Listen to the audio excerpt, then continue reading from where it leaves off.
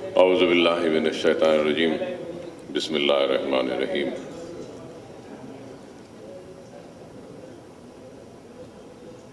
معتمد عمومی کل ہند مجلس اتحاد المسلمین جناب احمد پاشا قادری صاحب، معزز رکن اسمبلی حلقہ چار مینار، اضلاع سے تشریف لائے مجلس اتحاد المسلمین کے صدور و معتمدین و سرگرم کارکنان مجلس اتحاد المسلمین، سب سے پہلے آپ تمام اور سارے عالم کے مسلمانوں کو میں عید میلاد النبی صلی اللہ علیہ وسلم کی مبارکبادی پیش کرتا ہوں۔ مجلس اتحاد المسلمین برسا برس سے عید میلاد النبی پر جشن رحمت للعالمین صلی اللہ علیہ وسلم کے عنوان سے 11 ربیع الاول کی شب کو ایک جشن کا، ایک جلسے کا اہتمام کرتی آتی ہے، اور 12 ربیع الاول کو صدور و معتمدین و سرگرم کارکنان مجلس اتحاد المسلمین جو مختلف ریاستوں سے اور ان ریاستوں کے اضلاع سے اس جلسے میں، اس جشن میں شرکت کرنے کے غرض سے تشریف لانے والوں کا ایک اجلاس منعقد کرتی ہے۔ اور یہ بات میں آپ کو یہ ضرور بتانا چاہتا ہوں کہ مجلس اتحاد المسلمین کی طاقت، مجلس کی کامیابی، مجلس کی نیک نامی یا مجلس اتحاد المسلمین کی بے باک آواز سے خائف ہونے والے لوگوں کو اگر کوئی اپنے خدمات کے ذریعے اگر مجلس کو مضبوط کرتا ہے تو وہ سب سے پہلے مجلس اتحاد المسلمین کے وہ سرگرم کارکن ہوتے ہیں، مجلس اتحاد المسلمین کے وہ جیالے، وہ جنونی کارکن و صدور و معتمدین ہوتے ہیں۔ اور مجلس اتحاد المسلمین کی کامیابی کا دار و مدار بھی مجلس کے صدور و معتمدین اور کارکنوں پر رہتا ہے۔ اور مجلس اتحاد المسلمین ان جلسوں کے ذریعے یا پھر ان اجلاس، جو آج کا بالخصوص جو اجلاس ہے، ان اجلاس کے ذریعے مجلس اتحاد المسلمین کی قیادت فخر ملت علیہ رحمہ سے لے کر سالار ملت اور آج نقیب ملت بیرسٹر اسد الدین اویسی صاحب، معزز رکن پارلیمنٹ و صدر کل ہند مجلس اتحاد المسلمین اپنے کارکنوں کے سامنے ملک میں درپیش مسائل کو نہ صرف پیش کرتی ہے بلکہ اپنے کارکنوں کو ان حالات کا کس طریقے سے مقابلہ کیا جائے ایک مکمل منصوبہ اور ایک پالیسی و پروگرام آپ کے سامنے رکھتی ہے۔ مجلس اتحاد المسلمین اپنے کارکنوں کو اپنے پالیسی اور اپنے پروگرام سے واقف کرواتی ہے، اور اس کی وجہ یہ ہوتی ہے کہ اگر ہمارا کارکن ہمارے پالیسی اور پروگرام سے ناواقف ہوگا تو وہ عوام کو کس طریقے سے مطمئن کرائے گا، عوام کے سوالات کا کس طریقے سے جواب دے گا۔ اس لیے ان اجلاسوں کے ذریعے ہم اپنے کارکنوں کے سامنے نہ صرف مسائل کو رکھتے ہیں، نہ صرف حالات کو رکھتے ہیں یا پھر وقت کے تقاضوں کو رکھتے ہیں، بلکہ ان حالات، ان مسائل کا کس طریقے سے مقابلہ کیا جائے ایک مکمل پالیسی اور پروگرام آپ کے سامنے رکھتے ہیں۔ اور آج اس بات سے کوئی انکار نہیں کرے گا کہ ہندوستان میں اور ہندوستان کے سیاسی شور و غل میں کئی آوازیں سنائی دیتی ہیں، ہر طبقے کی نمائندگی ہوتی ہے، ہر ذات یا ہر کسی کی اپنی آواز ہے، ان کی اپنی پہچان ہے، تو ان کے لیڈر ہیں۔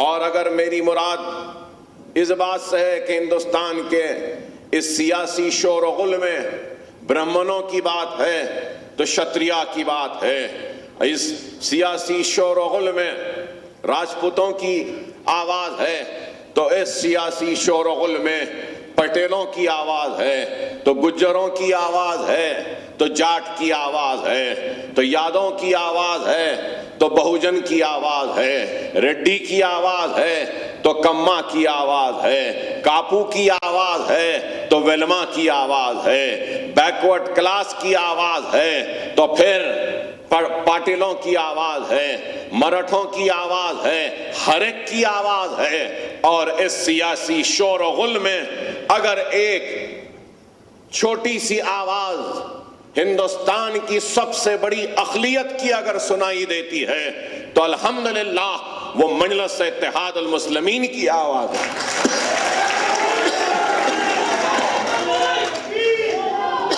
وہ مجلس اتحاد المسلمین ہندوستان کی سب سے بڑی اقلیت مسلمان کی آواز کی شکل میں گونجتی ہے۔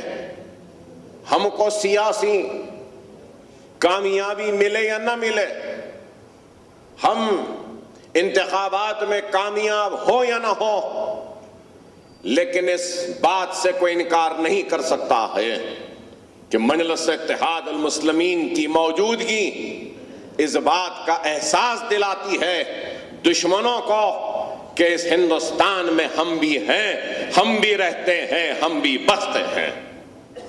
آواز تو اٹھ رہی ہے، ارے برسوں سے آواز بھی نہیں تھی، بے آواز تھے اور ہمارے مسائل پر کوئی سننے والا بھی نہیں تھا، لیکن آج ہم آواز بلند کرتے ہیں، اپنے مسائل کو سامنے رکھتے ہیں اور دنیا کو یہ بتا رہے ہیں کہ یہ 25 کروڑ مسلمان ہندوستان کے بے آواز نہیں ہے، بے مددگار نہیں ہے، ہم بھی اپنے حق کے لیے آواز اٹھانا جانتے ہیں اور اقتدار کے آنکھوں میں آنکھیں ملا کر بے باکی کے ساتھ اپنے حق کو حاصل کرنے کی جدوجہد کرتے ہیں۔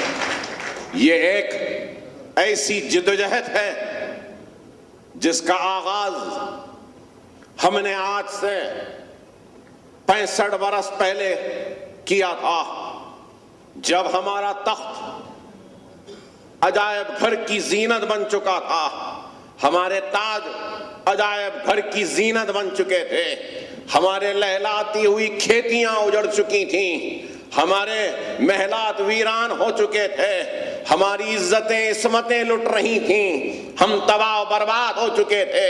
میری مراد ہندوستان کی آزادی کے بعد آپریشن پولو سے ہے، پولیس سیکشن کے وقت کی ہے کہ ایسے برے حالات تھے کہ ریاست حیدرآباد شولوں کی لپیٹ میں تھا، تخت و تاج لٹ چکا تھا، سلطنت آصف جاہی کا خاتمہ ہو چکا تھا، جاگیریں لٹ چکی تھیں، منصب لٹ چکے تھے، محلات ویران ہو چکے تھے، اور ہمارا سب کچھ چلا گیا تھا، عزتیں لٹ رہی تھیں، عصمتیں لٹ رہی تھی، کبھی جالنا جل رہا تھا تو کبھی بیڑ جل رہا تھا، کبھی اورنگ آباد میں چیخ و پکار تھی تو کبھی حیدرآباد میں تھی، کبھی یہ عالم تھا کہ بیدر، گلبرگہ، رائچور، یہ سارے علاقوں میں صرف قتل و غارت گیری تھی۔ لکھنے والوں نے یہاں تک لکھا کہ 1.5 لاکھ کی تعداد میں قتل عام ہوا تھا، اور 1.5 لاکھ کی تعداد میں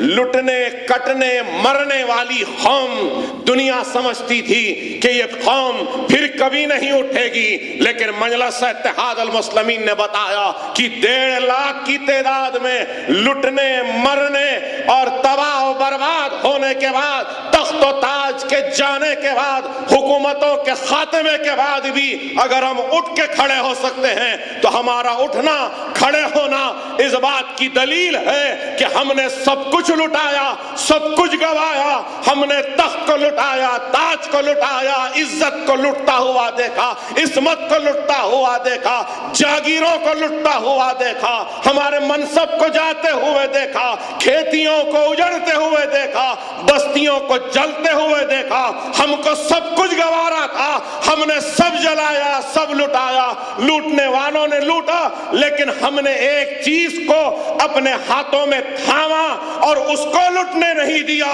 اور وہ چیز کیا تھی؟ وہ ہمارا ایمان تھا۔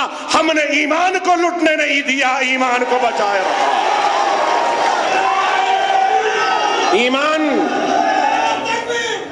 ایمان کو ہم نے اپنے ہاتھوں سے پھسلنے نہیں دیا، سب کچھ لٹایا لیکن ایمان کی حفاظت کی۔ وہ قوم جو اپنے ایمان کی حفاظت کرتی ہے، وہ قوم تخت و تاج کے لٹنے کے بعد بھی ختم نہیں ہوتی۔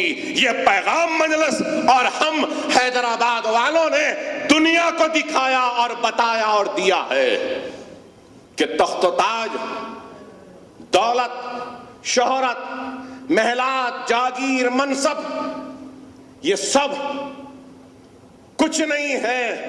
اگر کچھ ہے تو وہ ایمان ہے، اور اس ایمان کو ہم نے بچایا اور اس ایمان کے ذریعے اپنی جدوجہد کا آغاز کیا۔ جب جدوجہد کا آغاز کیا تو لوگ کہتے تھے کہ کیا ضرورت ہے مجلس کی، 1.5 لاکھ مسلمان کٹے، کیا اور مسلمانوں کو کٹانا چاہتے ہیں عبدالواحد اویسی کہ مجلس اتحاد المسلمین کہیا کر رہے ہیں؟ لیکن ہم نے، ہمارے اسلاف نے ان باتوں کی پرواہ نہیں کی۔ مجلس کے جب جلسے ہوتے تھے اس شہر حیدرآباد میں تو مجلس کے جلسوں میں کوئی لائٹ دینے والا بھی نہیں ہوتا تھا، مجلس کے جلسوں میں سننے والا بھی کوئی نہیں ہوتا تھا۔ فخر ملت علیہ رحمہ تقریر کرتے تو سننے والے سامعین میں بیٹھا ہوا کوئی اور نہیں بلکہ سلطان صلاح الدین اویسی ہوتا تھا، اور جب صلاح الدین اویسی تقریر کرتے تو سننے والے کوئی نہیں، اگر کوئی ہوتے تو وہ عبدالواحد اویسی ہوتے۔ تو لوگ کہتے تھے باپ اور بیٹے کی جماعت ہے، باپ تقریر کرتا ہے تو بیٹا سنتا ہے، بیٹا تقریر کرتا ہے تو باپ سنتا ہے۔ کوئی لائٹ دینے والا نہیں، کوئی پانی دینے والا نہیں، لیکن یہ عزم تھا، ارادہ تھا، ہمت تھی کہ کسی کی پرواہ نہیں تھی، بس صرف جلسے ہوتے تھے۔ اور جلسے کس عنوان پہ ہوتے تھے میں بتانا چاہوں گا۔ جلسے کا عنوان کیا رہتا تھا؟ جلسے کا عنوان رہتا تھا لا الہ الا اللہ محمد الرسول اللہ۔ یہ تھا، یہ عزم تھا، یہ ہمت تھی، یہ جذبہ تھا۔ دنیا کہتی تھی کہ دیوانے ہیں، پاگل ہے، لیکن دنیا کی پرواہ نہیں کی۔ ارے آج جس دارالسلام میں آپ بیٹھے ہیں یہ دارالسلام بھی نہیں تھا۔ 70 کے دہے میں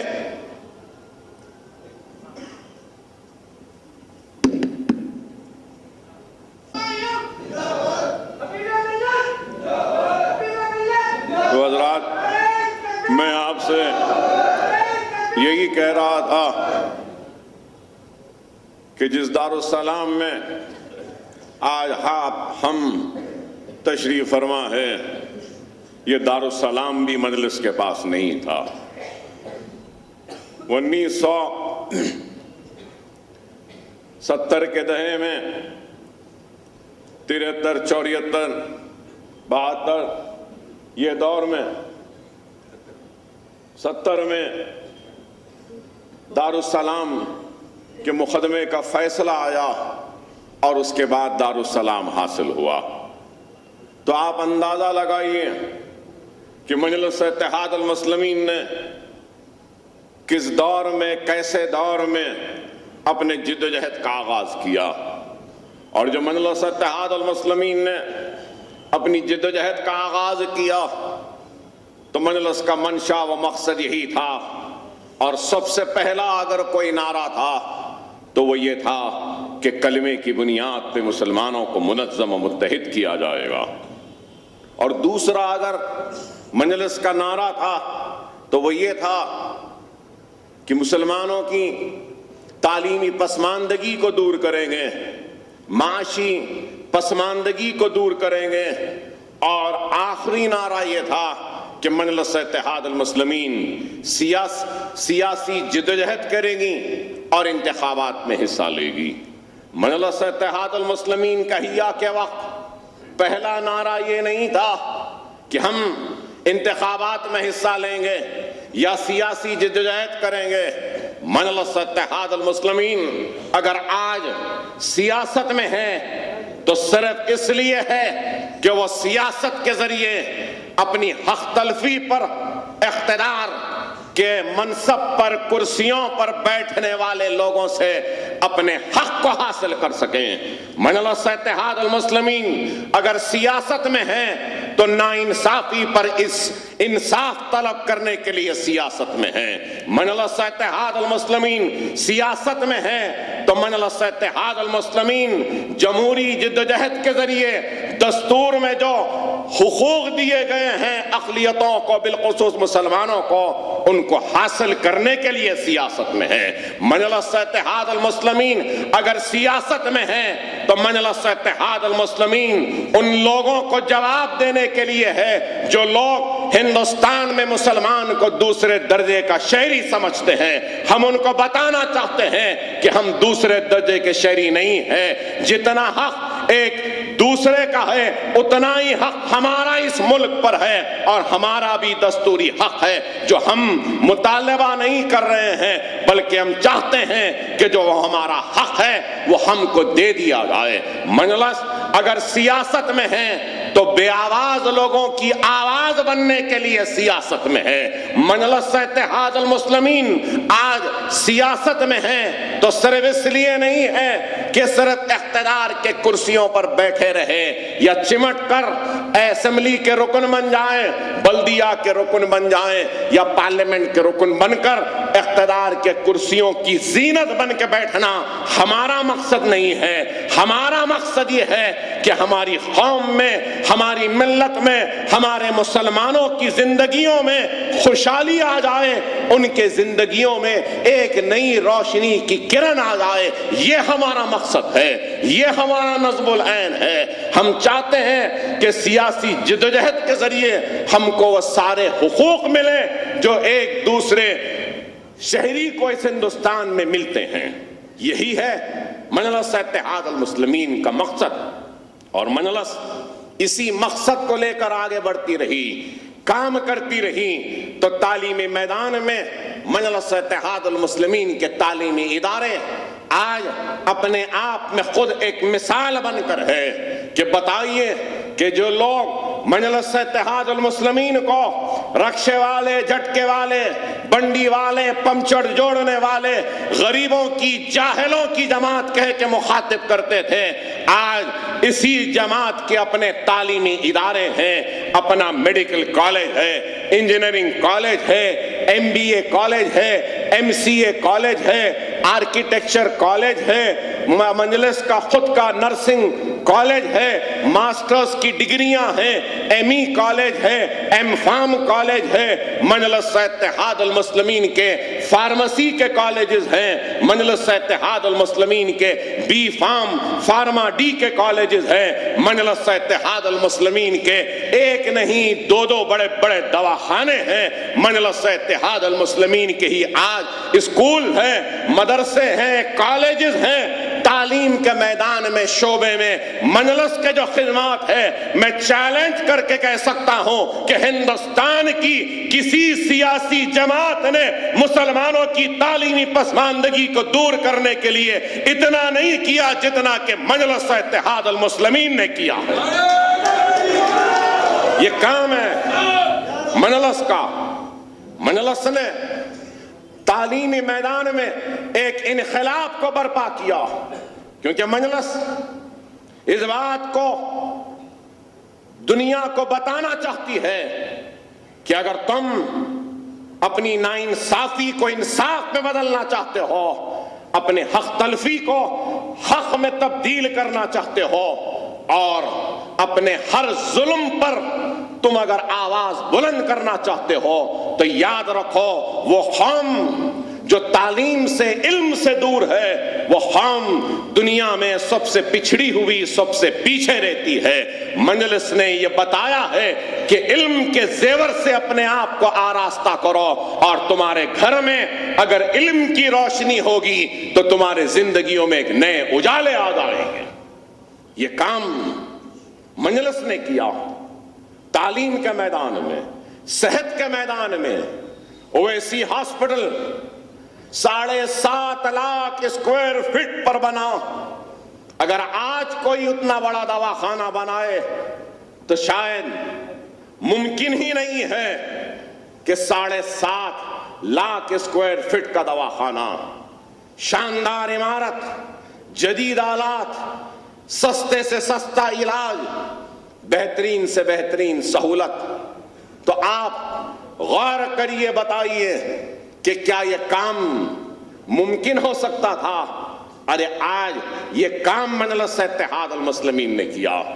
आपको सुन के हैरत होगी कि सालार मोहतरम के इंतकाल के बाद से लेकर आज तक मजलिस इत्तेहाद अल मुस्लिमीन ने जो तामीराती सरगर्मियां की हैं तालीम और सेहत के मैदान में, तो आपको सुनकर हैरत होगी कि सालार मिल्लत के इंतकाल से लेकर आज तक 9 बरस हो रहे हैं। सालार के इंतकाल होकर हमने 9 बरस में 14.5 लाख स्क्वायर फीट तामीर किया है तालीम और सेहत के मैदान में।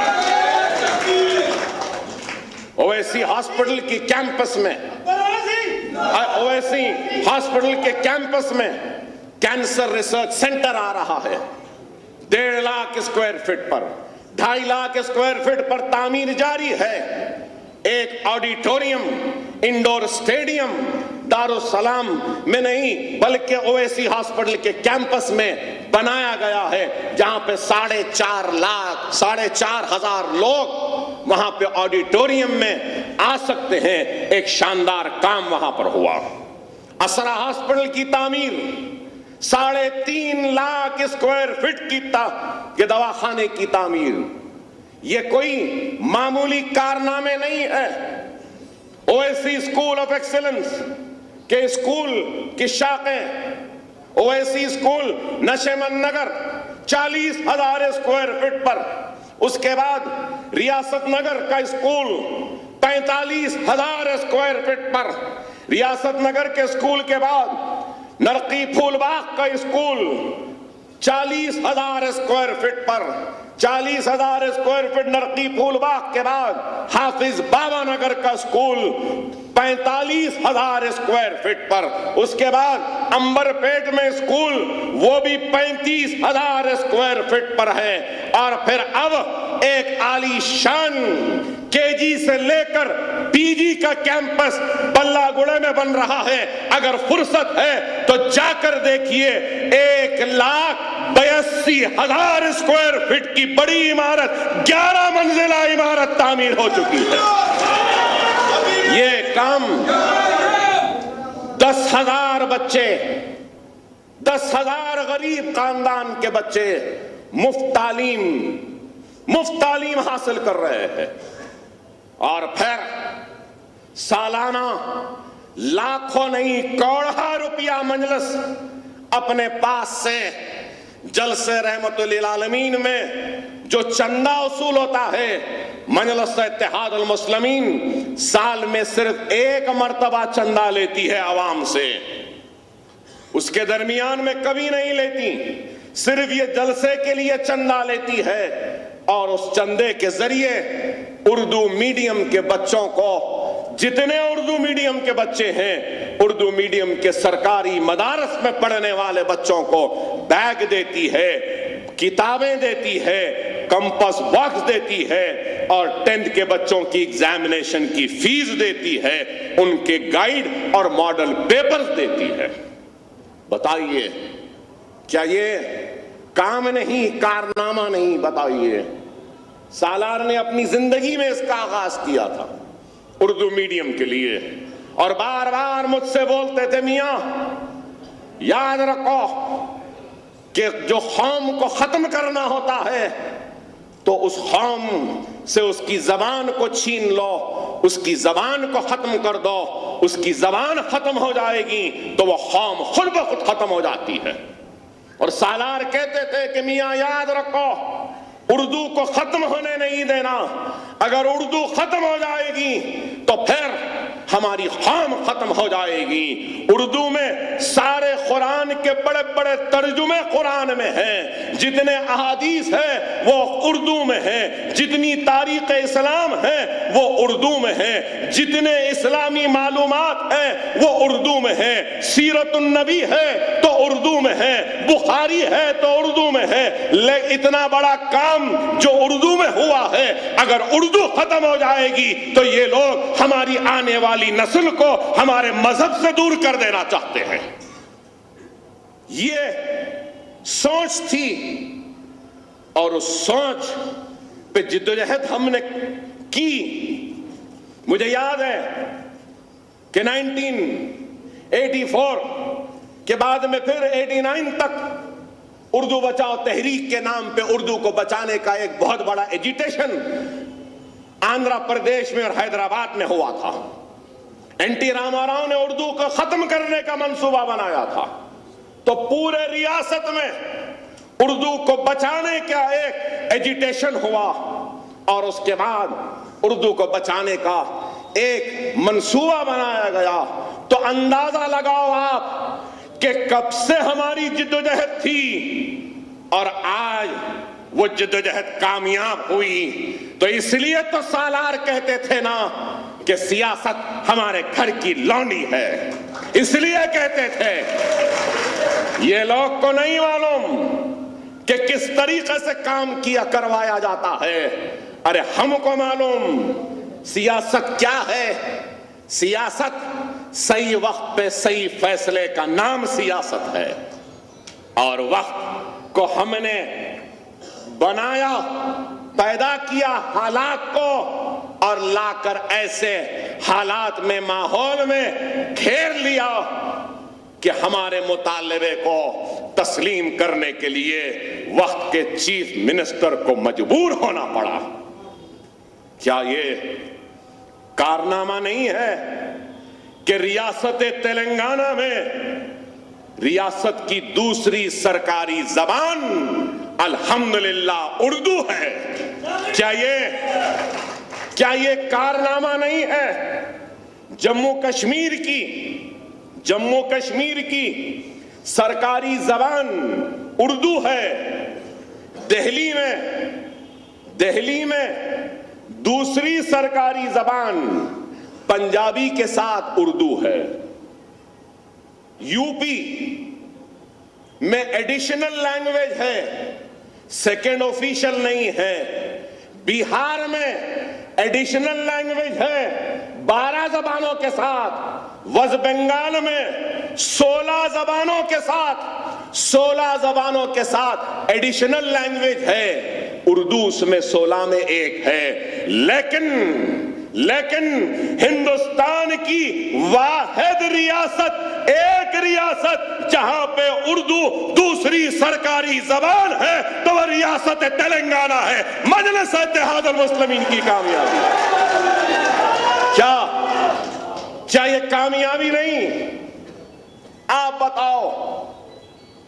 بتاؤ جو مجلس پہ تنقید کرتے ہیں، میں ان سے پوچھنا چاہتا ہوں، ایسے اس فرقہ پرستی کے دور میں جب گائے کے نام پر مارا جا رہا ہے، لو جہاد کے نام پہ پیٹا جا رہا ہے، ایسے ان حالات میں اردو کو دوسری سیاسی زبان کا موقف حاصل کروانا کیا کوئی معمولی کام ہے؟ ارے سمجھنے والے ہی سمجھیں گے، جاننے والے ہی جان سکیں گے کہ صرف اردو کو دوسری سرکاری زبان کا مطلب کیا؟ اردو اس ریاست میں تیلگو کے برابر ہو گئی۔ تیلگو کی جو اہمیت، تیلگو کے جو مراعات، تیلگو کی جو خصوصیت، اس کے برابر اردو کی خصوصیت ہو چکی۔ آپ غور کریے، پھر دوسری سرکاری زبان بن گئی تو لوگ بولے اکبر صاحب کئی اضلاع میں تھی، پہلے اضلاع میں تھی، کریم نگر میں بھی تھی، ہاں اضلاع میں ہونا الگ ہوتا ہے، پوری ریاست میں ہونا الگ ہوتا ہے، یہ بات سمجھنی چاہیے۔ پوری ریاست میں ہو گئی، اور پوری ریاست میں ہونے کا فائدہ کیا ہوگا؟ اضلاع میں ہوگا تو فائدہ کیا پورے ریاست میں ہوگا؟ تو جتنے سرکاری محکمہ جات کے پروموشن کے امتحانات ہوتے ہیں نا، سرکاری ڈپارٹمنٹ کے انٹرنل پروموشن کے ایگزامز ریاست میں دوسری سرکاری زبان ہونے کی وجہ سے ایک ریاستی ملازم اپنی ترقی کا امتحان اردو میں لکھ سکتا ہے، پہلے نہیں لکھ سکتا تھا، اب لکھ سکتا ہے۔ یہ کام ہے۔ نہ صرف یہ نہیں، اپنے پروموشن کا امتحان اگر کوئی تیلگو میں لکھتا ہے تو اس کو 5 اضافہ مارکس دیے جاتے ہیں۔ آپ لوگ کو معلوم یا نہیں؟ دیتے ہیں نا 5۔ اب اگر کوئی اردو میں لکھے گا تو تیلگو میں 5 ہے تو اردو والے کو بھی 5 مارکس ملیں گے انٹرنل پروموشن کے لیے۔ یہ کام ہے۔ اور پھر جتنے سرکاری تقررات ہیں وہ سرکاری تقررات کے امتحانات اردو میں ہوں گے، چاہے وہ محکمہ پولیس ہو، محکمہ ریونیو ہو، محکمہ صحت ہو، محکمہ بلدیہ ہو، محکمہ PWD یا روڈ ڈیولپمنٹ ہو، محکمہ پنچایت راج ہو، کوئی بھی محکمہ ہو، جائیدادیں نکلے گی، امتحان انگریزی میں ہوگا، تیلگو میں ہوگا تو اس کے ساتھ اردو میں بھی ہوگا۔ کیا یہ کارنامہ نہیں؟ آپ بتاؤ کہ اردو کو بچا رہے ہیں پوری ریاست تلنگانہ میں، صرف سرکاری مدارس میں پڑھنے والے اردو میڈیم کے بچوں کی تعداد قریب 45,000 کے قریب ہے۔ تو یہ 45,000 بچے 10th تک پڑھتے ہیں، 10th کے بعد انٹرمیڈیٹ نہیں پڑھ سکتے۔ انٹرمیڈیٹ میں اگر پڑھ لیے تو گریجویشن نہیں کر سکتے، گریجویشن کر لیے تو پوسٹ گریجویشن نہیں کر سکتے، انٹرنس نہیں لکھ سکتے، نہ ایم سیٹ لکھ سکتے ہیں، نہ نیٹ لکھ سکتا ہے کیونکہ اردو میڈیم کا ہے، اور وہ انٹرنس انگلش میں، تیلگو میں، ہندی میں رہتا ہے۔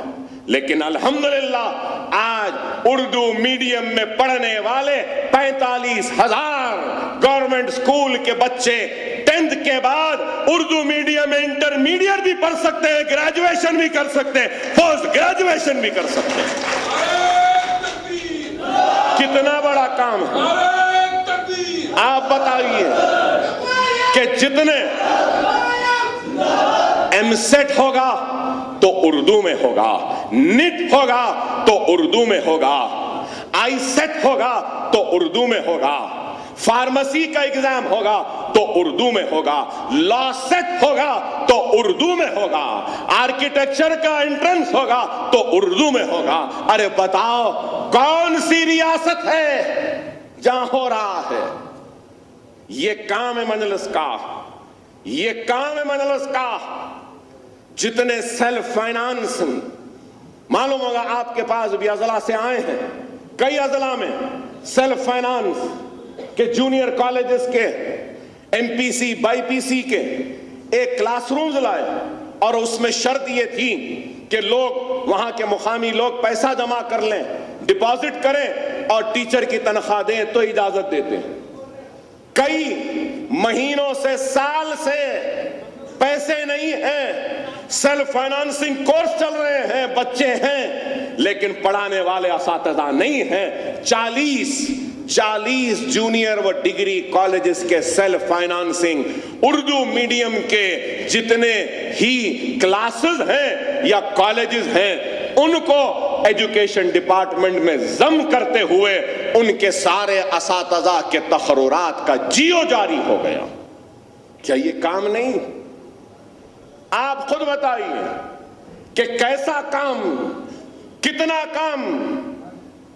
मैं आपको बता रहा हूं, इसलिए बता रहा हूं कि आप जाकर मुखालिफीन मजलिस का गिरेबान पकड़कर पूछो कि तुमने क्या किया, बताओ। यह काम हमारी जमात ने किया, मजलिस ने किया, इतना बड़ा काम क्या तुमने किया, क्या बताओ। ये उर्दू के ताल्लुक से हुआ तो आप सुन रहे हैं कि on par with SC ST, तो लोग खुश हो रहे हैं, SC ST के बराबर हो गया। कितने लोग जानते हैं कि on power of SC ST का मतलब क्या है? क्या जानते हैं आप लोग? क्या है इसके फायदे, क्या है? दस्तूरी हक जो है शेड्यूल ट्राइब, शेड्यूल कास्ट का, वो दस्तूरी हक को छोड़कर जितने दूसरे मरात हैं, उनको बेनिफिट्स हैं, उनको वो सारे के सारे बेनिफिट्स किसको मिलेंगे? मुसलमान को मिलेंगे। तो आप शायद नहीं जानते, सबसे पहला बेनिफिट, हम एक कदम तो काम करा लिए, एक काम तो करा लिए, ऐलान तो हो गया, हुआ ना, on par with SC ST हुआ। एक SC ST के किसान को अगर हुकूमत जमीन देगी तो मुसलमान को भी देना पड़ेगा। एक SC ST को फ्री बरखी देते हैं ज़राअत के लिए तो मुसलमान को भी देना पड़ेगा।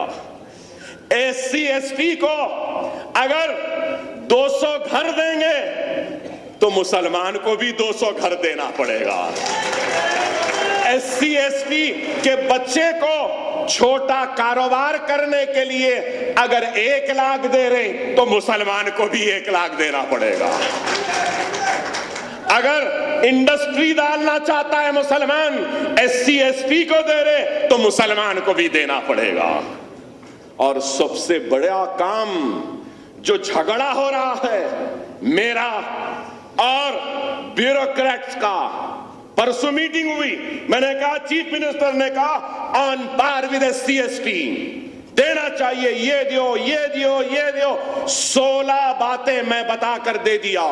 तो बोले नहीं अकबर साहब ये स्टैट्यूटरी है, मतलब दस्तूरी हुकूक है। मैंने कहा नहीं है, चैलेंज करता हूं, बहस हो रही है। अगर वो हो जाएगा और मैं कराऊंगा, मैं ये कहूंगा कि अपने आप में एक बहुत बड़ी तारीख बनेगी। और वो काम क्या है मालूम आपको? आपका बच्चा, मुसलमान बच्चा या दूसरे बच्चे 10th का इम्तिहान लिखते हैं तो 10th में पासिंग मार्क्स क्या है? 35। इंटरमीडिएट में पासिंग मार्क्स क्या है? कितना? 35। ग्रेजुएशन में 35। एंट्रेंस में मेडिकल 50%, लॉ सेट में वहां पर भी 50% क्वालिफाइंग, हर इम्तिहान में है ना। आपको ये बताऊं कि SC ST के पासिंग मार्क्स कितने, उनके बहुत कम हैं। बास जगह पे 27 है, बास जगह पे 21 है, बास जगह पे 20 है। वो 20 मार्क्स लेकर पास होगा तो इंशाअल्लाह मुसलमान भी 20 मार्क्स लेकर पास होगा।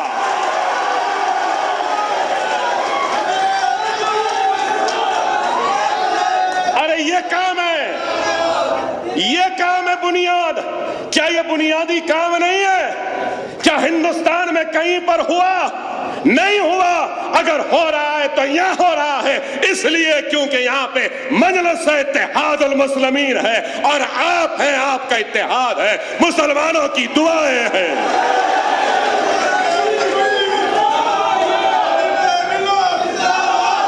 और बताऊं आपको, पब्लिक सर्विस कमीशन के जरिए सरकारी तकर्रुरात होते हैं ना, मालूम ना वो आप, तो उसमें बहुत से तकर्रुरात के लिए उम्र की हद है। 30 बरस के बाद तकर्रुर नहीं हो सकता, है ना। अगर पब्लिक सर्विस कमीशन में ग्रुप 1 का इम्तिहान लिखते हैं तो 3 मर्तबा या 4 मर्तबा कुछ लिख सकते हैं, 3 मर्तबा, मालूम ना। SC ST कितने मर्तबा लिख सकता है? 45 बरस की उम्र तक 5-5, 10-10 मर्तबा लिख सकता है। और अब मुसलमान भी 45 बरस तक लिख सकेगा, 5-5, 10-10 मर्तबा लिखेगा।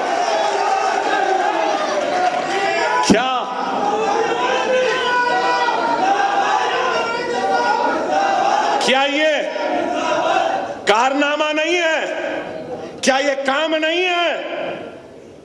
अरे गौर करो, आज हमारा मुसलमान बच्चों का पासिंग परसेंटेज अगर 30%, 35% है तो इंशाअल्लाह ताला अगर ये जो मैं कह रहा हूं, लड़ रहा हूं, इसका जियो निकल गया तो खुद ब खुद हमारा पासिंग परसेंटेज 70 तक चला जाएगा इंशाअल्लाह। और जो बच्चे अपने तालीम को तर्क करते हैं कि हम फेल हो गए कह के, वो पास हो गए तो तालीम को जारी रखेंगे। ड्रॉप आउट लेवल हमारा जो गिरता जा रहा है वो गिरेगा नहीं बल्कि उठेगा इंशाअल्लाह ताला। ये काम है। और एक बात बताऊं आपको, SC ST के बच्चे कोई भी कॉलेज में, स्कूल में पढ़ते हैं तो उनको बैग देते हैं, बुक्स देते हैं, लिखने के books, writing books, text books, guide, model paper, pocket money भी मिलती है, स्कूल जाने के लिए पैसा भी मिलता है। इंशाअल्लाह ताला मुसलमान बच्चों को भी मिलेगा ये सब। अरे ये काम है। अरे दीवानों, बहुत दूर की कड़ी लाकर मजलिस फेंकी, लोग समझ नहीं सके, बाद में समझेंगे। रिजर्वेशन रिजर्वेशन रिजर्वेशन, अरे रिजर्वेशन जब आएगा आएगा, रिजर्वेशन से ज्यादा फायदा हम हासिल कर लिए। क्या ये फायदा नहीं है? क्या रिजर्वेशन से ज्यादा फायदा नहीं है? बताओ आप। अरे जब मिलेगा मिलेगा भाई, मिला तो बहुत अच्छा है, हम भी लड़ेंगे, होना है, लेकिन उसके साथ वो जब होगा होगा, जब तक तो ये हो जाने दो। सही है ना? अरे यही सियासत है, ये सियासत है, ये दूरंदेशी है, ये काम मजलिस का है। शादी मुबारक स्कीम किसकी वजह से? मजलिस की वजह से। फिर बैंक सब्सिडी बर्खास्त, डायरेक्ट लोन मिलेंगे, ये काम किसका? मजलिस इत्तेहादुल मुस्लिमीन।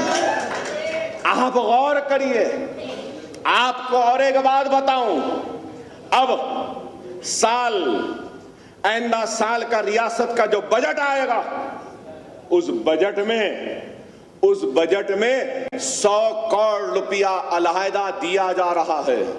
किसके लिए?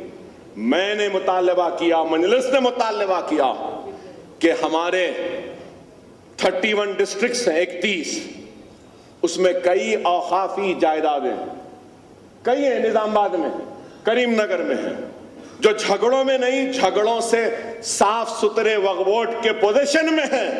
तांडूर में भी है, निर्मल में भी है, आदिलाबाद में भी है, मैं जानता हूं हर जगह है। वक्फ बोर्ड की चलती फिरती इंसाइक्लोपीडिया हूं मैं।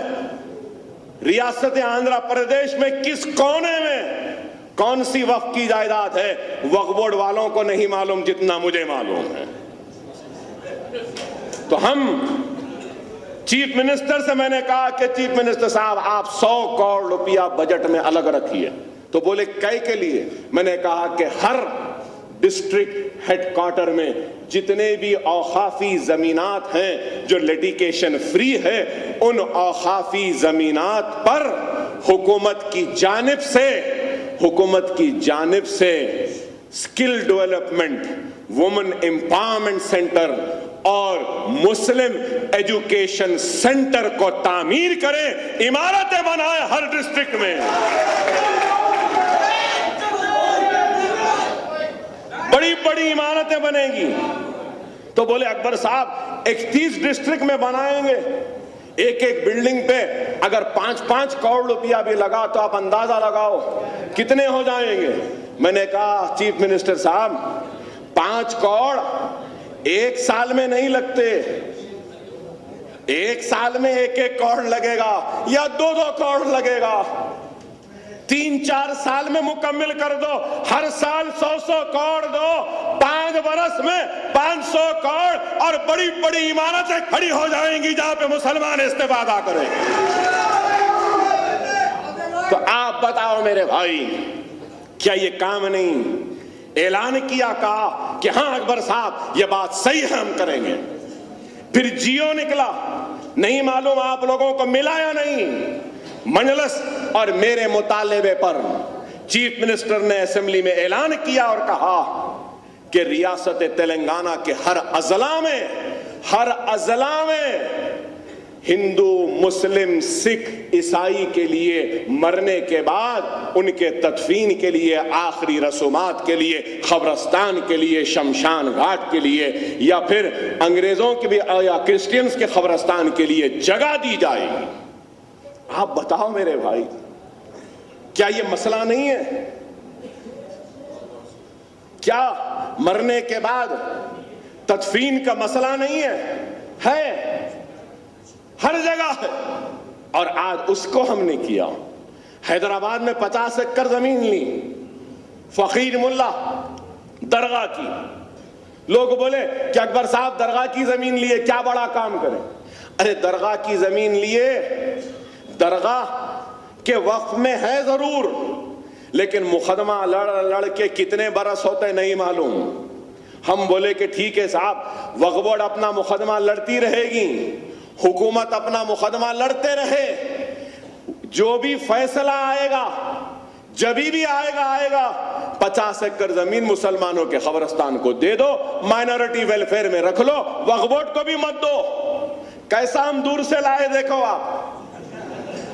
हम बोले कि लड़ो बाबा, आप जरूर लड़ो, आप भी लड़ो, जो फैसला होगा जब होगा, अब दे दो माइनॉरिटी वेलफेयर को 50 एकड़ मिल गई। वहां पर मस्जिद तामीर हो रही है और गुस्ल खाना भी बन रहा है। इंशाअल्लाह ताला मजलिस इंतजाम करेगी कि गरीब मैयतों के तदफीन के लिए फ्री कफन का भी इंतजाम हो सके। आप गौर करिए, क्या कोई ऐसा बुनियादी काम कर रहा है? आप बताओ, क्या कोई है जो इतना काम कर रहा है? अरे आज ये काम मजलिस कर रही है। सदर मोहतरम ने कल अपनी तकरीर में फरमाया, मौला अली का रैंप بابا شرف الدین صاحب کا ریمپ. پھر اور ایک بات کہوں گا کہ میں نے چیف منسٹر صاحب سے کہا کہ جتنے یہ کرسچینز ہوتے ہیں وہ لوگ جیروزلم کو جاتے ہیں, عیسیٰ علیہ السلام کی پیدائش کی مقام کو جاتے ہیں, تو میں نے کہا کہ آپ کرسچنوں کو جیروسلم جانے کے لیے ریاست کی طرف سے امداد دے رہے ہیں, تو اس امداد کے ساتھ ساتھ تلنگانہ ریاست کے شیعہ برادری کے لوگ جاتے ہیں کربلا, نجف کو, بغداد کو, تو ان کو جانے کے لیے بھی ان کے برابر ان کو بھی دے دیا جائے. آپ غور کریے. پھر چیف منسٹر نے کہا کہ پجاریوں کو, پنڈتوں کو ماہانہ تنخواہ دیں گے. گیسو سیشن میں مجلس کی نمائندگی پر ہم نے ائمہ اور موذنوں کے لیے پیسوں کا آغاز کرا دیا تھا. ایک اسکیم پہلے شروع ہو جانا بھائی. آج 1 روپیہ مل رہا ہے تو کوئی بات نہیں, شروع ہو جانے دو. آج 1 روپے میں شروع ہو گئی, کل 1000 روپے کرنا وہ ہمارا کام ہے, کرا لیں گے ہم. شروع ہونا, ائماؤں کا شروع ہو گیا, مل رہی 1000 روپے. اسمبلی میں ایک سوال آیا, پجاریوں کو 24,000 دے رہے. میں اٹھا, بولا غیر معمولی کام ہے, فیصلہ ہے, مجلس اس کی تائید کرتی ہے. اور یہ کہنا چاہتا ہوں کہ بہت سے پجاری, بہت سے پنڈت, بہت سے برہمنز ایسے ہیں جو اس تنخواہ سے محروم ہیں. بہت سے اینڈومنٹ کے ٹیمپلز ہیں وہ بھی محروم ہیں. بہت سے ٹیمپلز ہیں جو اینڈومنٹ میں رجسٹرڈ نہیں ہیں. آپ ان پجاریوں کو بھی دیجئے, ان پنڈتوں کو بھی دیجئے, ان برہمنوں کو بھی دیجئے, اور ان سب کو جو دے رہے ہیں اس کے برابر ہمارے موذن اور امام کو بھی دیجئے.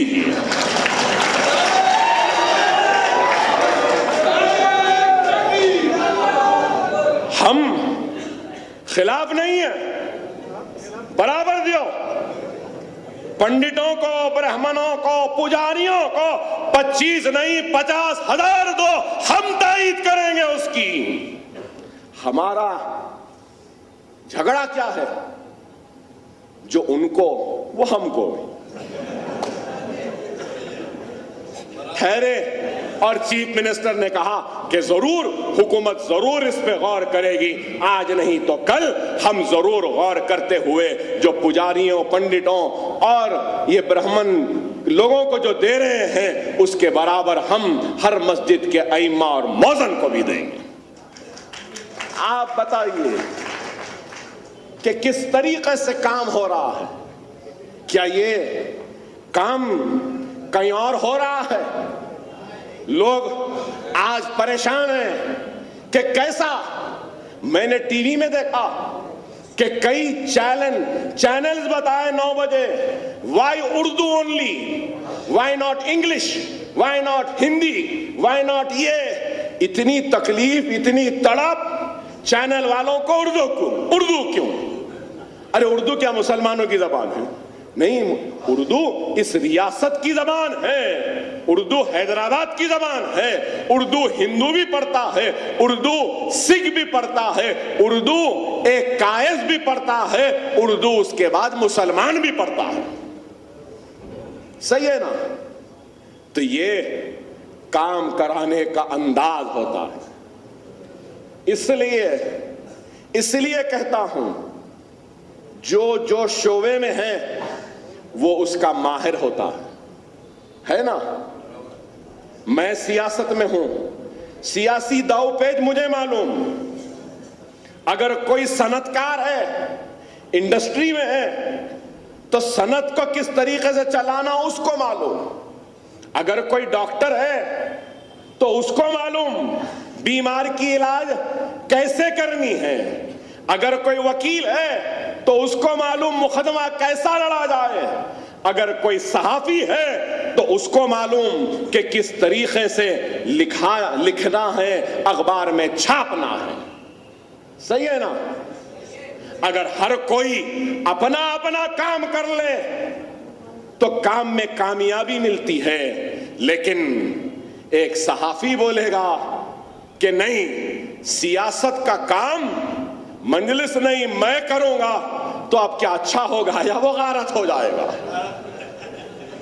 اور ایک ڈاکٹر علاج کر رہا ہے اور میں اس کو بولوں گا ڈاکٹر صاحب تم ہٹ جاؤ، یہ بیمار کا علاج میں اکبر اویسی سیاست دان کروں گا، تو وہ زندہ رہے گا؟ تو یہ چیز کو سمجھنا ہے، مگر تھوڑا علم کیا آ گیا، زندگی میں تھوڑی کامیابی کیا آ گئی، یہ لوگ اپنے آپ کو حرفن مولا سمجھنے لگے، اپنے آپ کو قابل اور باقی دوسروں کو جاہل۔ اے قابل لوگوں، میرا تم سے سوال ہے کہ تم نے کیا کیا؟ قوم کو کیا دیا؟ ملت کو کیا دیا؟ کچھ نہیں دیا، صرف رخنا ڈالنا، انتشار پیدا کرنا، مجلس پہ الزام لگانا۔ ارے بتاؤ، میں پوچھنا چاہتا ہوں ہم پہ تنقید کرنے والوں، پہلے تم بتاؤ کہ تم نے کام کیا کیا ہے۔ میں تو بتا رہا ہوں کہ میں نے کیا کیا، اور میں نے اسمبلی میں بھی کھڑے رہ کر کہا ارے باہر ٹھہر کر مجلس پہ تنقید کرتے ہو، اے کانگریس کے غلاموں، سونیا گاندھی راہل گاندھی کے تلووں کو چاٹنے والوں غلاموں، میرا تم سے سوال ہے، ارے مرد تھے، ہمت تھی تو اسمبلی میں چیلنج کر کے بولا آ جاؤ، اس اسمبلی میں ہو یا باہر ہو آ جاؤ، مسلمانوں کی ناانصافی پر، مسلمانوں کے کام پر میں چیلنج کرتا ہوں، مجھ سے بحث کرنے کو تیار ہے تو آ جاؤ۔ کیا کوئی آیا؟ کیا میں اسمبلی میں نہیں بولا؟ آپ لوگ سنے ہوں گے نا، کوئی ایک آدمی اٹھا ہاں اکبر اویسی تیرا چیلنج قبول ہے، بولا؟ نہیں بول سکتے، ان کو معلوم جتنا بول رہے ہیں سن لیے تو بہتر ہے، چھیڑے تو اور بولتے۔ ان کو معلوم دنیا اب تک 15 منٹ سے پریشان ہے، پھر اب 10 منٹ بولا، پھر 15 منٹ بولا، یہ تو اور ہو جائے گا، تو لہذا خاموش، سب خاموش بیٹھ گئے، نکل گئے۔ ہاں بتاؤ میرے بھائی کہ آج مجلس کام کر رہی ہے، کام کے ذریعے اپنی پہچان بنا رہی ہے، اور یاد رکھو، اس بات کو یاد رکھو، دنیا اسی کے سامنے جھکتی ہے جس کے پاس طاقت ہوتی ہے۔ مجلس کے پاس طاقت ہے، اس لیے یہ لوگ جھک رہے ہیں، اور ہماری طاقت آپ کی وجہ سے ہے، مسلمانوں کے اتحاد کی وجہ سے ہے۔ مسلمانوں کے اتحاد اور دعاؤں کی وجہ سے۔ اگر آپ کا اتحاد نہیں، آپ کا اعتماد نہیں، آپ کی دعائیں نہیں، تو پھر ہماری بھی کوئی طاقت نہیں، ہماری بھی کوئی قوت نہیں۔ اور اس چیز کو یاد رکھ لو، اس چیز کو یاد رکھ لو کہ جماعتی وابستگی رہی تو سب کچھ ہوگا۔ گاؤں میں، آپ کے اضلاع میں آئیں گے لوگ، مجلس کی طاقت کو دیکھ کر بولیں گے کبھی بھی کسی بھی بات پر کوئی جواب نہیں دینا جب تک کہ آپ کے صدر بیرسٹر اسد الدین اویسی اجازت نہیں دیتے۔ جو بھی آ رہا ہے سننا ضرور، بولنا نہیں، سننا ضرور، جواب نہیں دینا، بولنا نہیں۔ جو بولے وہ یہاں سنانا، اور یہاں سے جب بولیں گے کہ ایسا بولو تو تبھی بولنا۔ یہ جماعت کا ڈسپلن ہوتا ہے، یہ جماعت کا ڈسپلن ہے۔ اس چیز کو سمجھیے، اس چیز کو یاد رکھو۔ اے مجلس اتحاد المسلمین کے سرگرم کارکنوں، یاد رکھو، مجلس سے تمہاری وابستگی دنیا کے اعزاز یا دنیا میں مقام حاصل کرنے کے لیے یا دنیا میں دولت کمانے کے لیے یا دنیا میں شہرت کمانے کے لیے نہیں ہے.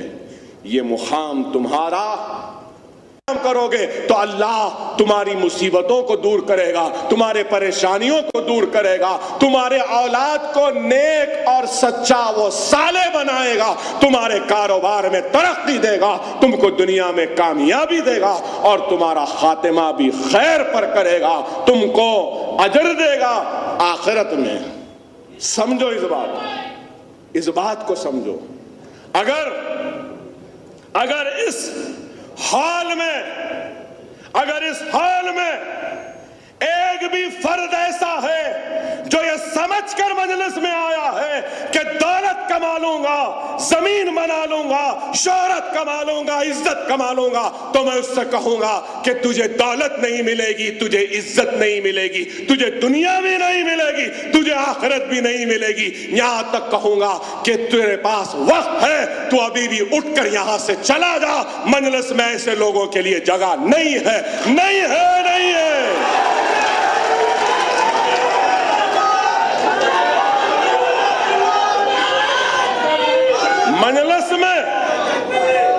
مجلس میں جگہ ہے تو اخلاص والوں کے لیے ہے, مجلس میں جگہ ہے تو ایمان والوں کے لیے ہے, مجلس میں جگہ ہے تو آخرت کی فکر کرنے والوں کے لیے جگہ ہے. مجلس میں کوئی بننے کی چاہ خواہش لے کر آنے والے کے لیے جگہ نہیں ہے. یاد رکھو, جو کرسی کے پیچھے بھاگتا ہے کرسی اس سے بھاگتی ہے, جو کرسی سے بھاگے گا کرسی بھاگتے ہوئے اس کے پاس آئے گی. یاد رکھو, جو دولت کو ٹھوکر مارے گا اور اللہ کی رضا کے لیے جدوجہد کرے گا تو دولت بھی اس کے پیچھے بھاگتی ہوئی دوڑتی ہوئی آئے گی. یاد رکھو, یہ دنیا ختم ہونے والی ہے, یہ دنیا ختم ہونے والی ہے. خدا را دنیا کی چاہ, دنیا کی چاہ, دنیا کی خواہش, دنیا کی لالچ نے اتنا گھر بنا لیا ہے ہمارے دل میں, ہمارے دماغ میں, کہ ہم کو اچھے اور برے, حرام اور حلال کی پرہیز بھی ختم ہو گئی. افسوس کہ آج یہ دیکھنے والا یہ نہیں دیکھ رہا ہے کہ یہ حرام ہے, بس دیکھ رہا ہے کہ دنیا کی چاہ ہے, دنیا کی دولت ہے. لعنت ہے ایسی دولت پر جو حرام ہو, جو حرام کے ذریعے کمائی گئی ہو. ایک کوڑ حرام کی دولت سے بہتر ایک پیسہ حلال کا بہتر ہے, ایک پیسہ بہتر ہے. اس چیز کو یاد رکھو. خلفائے راشدین کے وقت عمر بن عبدالعزیز ایک بہت بڑے خلیفہ تھے اپنے وقت کے. عمر بن عبدالعزیز, سنو غور سے سنو, اور عمر بن عبدالعزیز بہت بڑے خلیفہ تھے وقت کے, اور دیانتدار, ایماندار تھے, بہت ایماندار, دیانتدار. بیت المال سے کبھی ایک پیسہ اپنی ذات کے لیے نہیں لیتے تھے. کئی باتیں لکھی ہیں ان کے بارے میں کتاب میں. بہت دیانتدار, بہت ایماندار. اور آپ کے بعد آئے ایک خلیفہ, اس کے بعد آتے گئے. ایک وقت ایک شخص جو شاعر تھا, اشعار لکھتا تھا, اپنی حجامت بنانے کے لیے حجام کے پاس گیا. حجامت بنا رہا تھا, بال کاٹ رہا تھا, داڑھی برابر کرا رہا تھا. تو جب حجام داڑھی بنا رہا تھا, بال کاٹ رہا تھا, تو وہ شاعر جو حجامت کرانے آیا تھا وہ چند اشعار کو گنگنانے لگا اشعار کو شاعر گنگنانے لگا. حجام رک گیا, حجام رک گیا. شاعر ایسا اٹھا کر کہا کہ اے حجام تو کیوں رک گیا؟ نہیں کچھ نہیں کچھ نہیں. پھر شاعر گنگنانے لگا اشعار. وہ حجام رونے لگا, وہ حجام رونے لگا. شاعر پوچھا کہ تو کیوں رو رہا ہے؟ تو وہ پھر سے خاموش ہو گیا, نہیں بولا اور بہت رونے لگا. اپنی خینچی اپنا استرا سب رکھ دیا اور رونے لگا. تو شاعر نے پوچھا بتا حجام تو کیوں رو رہا ہے؟ تو وہ حجام روتے یہ بولنے لگا کہ یہ اشعار جو تم گنگنا رہے ہو, یہ اشعار جو تم پڑھ رہے ہو, یہ اشعار میرے پیدا ہونے پر دربار میں سنائے گئے تھے. دربار میں میرے پیدا ہونے پر سنائے گئے تھے. مطلب عمر بن عبدالعزیز کے بعد کے جو بادشاہ تھے ان کی اولاد میں سے تھا کہ دیکھو وہ کہہ رہا ہے کہ میں اس وقت کے بادشاہ کی اولاد ہوں. میرے پیدا ہونے پر شاعر تم تھے جن کو بلا کر میری پیدا ہونے کی مسرت میں یہ اشعار سنائے گئے تھے. دیکھو, غور کرو کتنا عبرتناک ہے.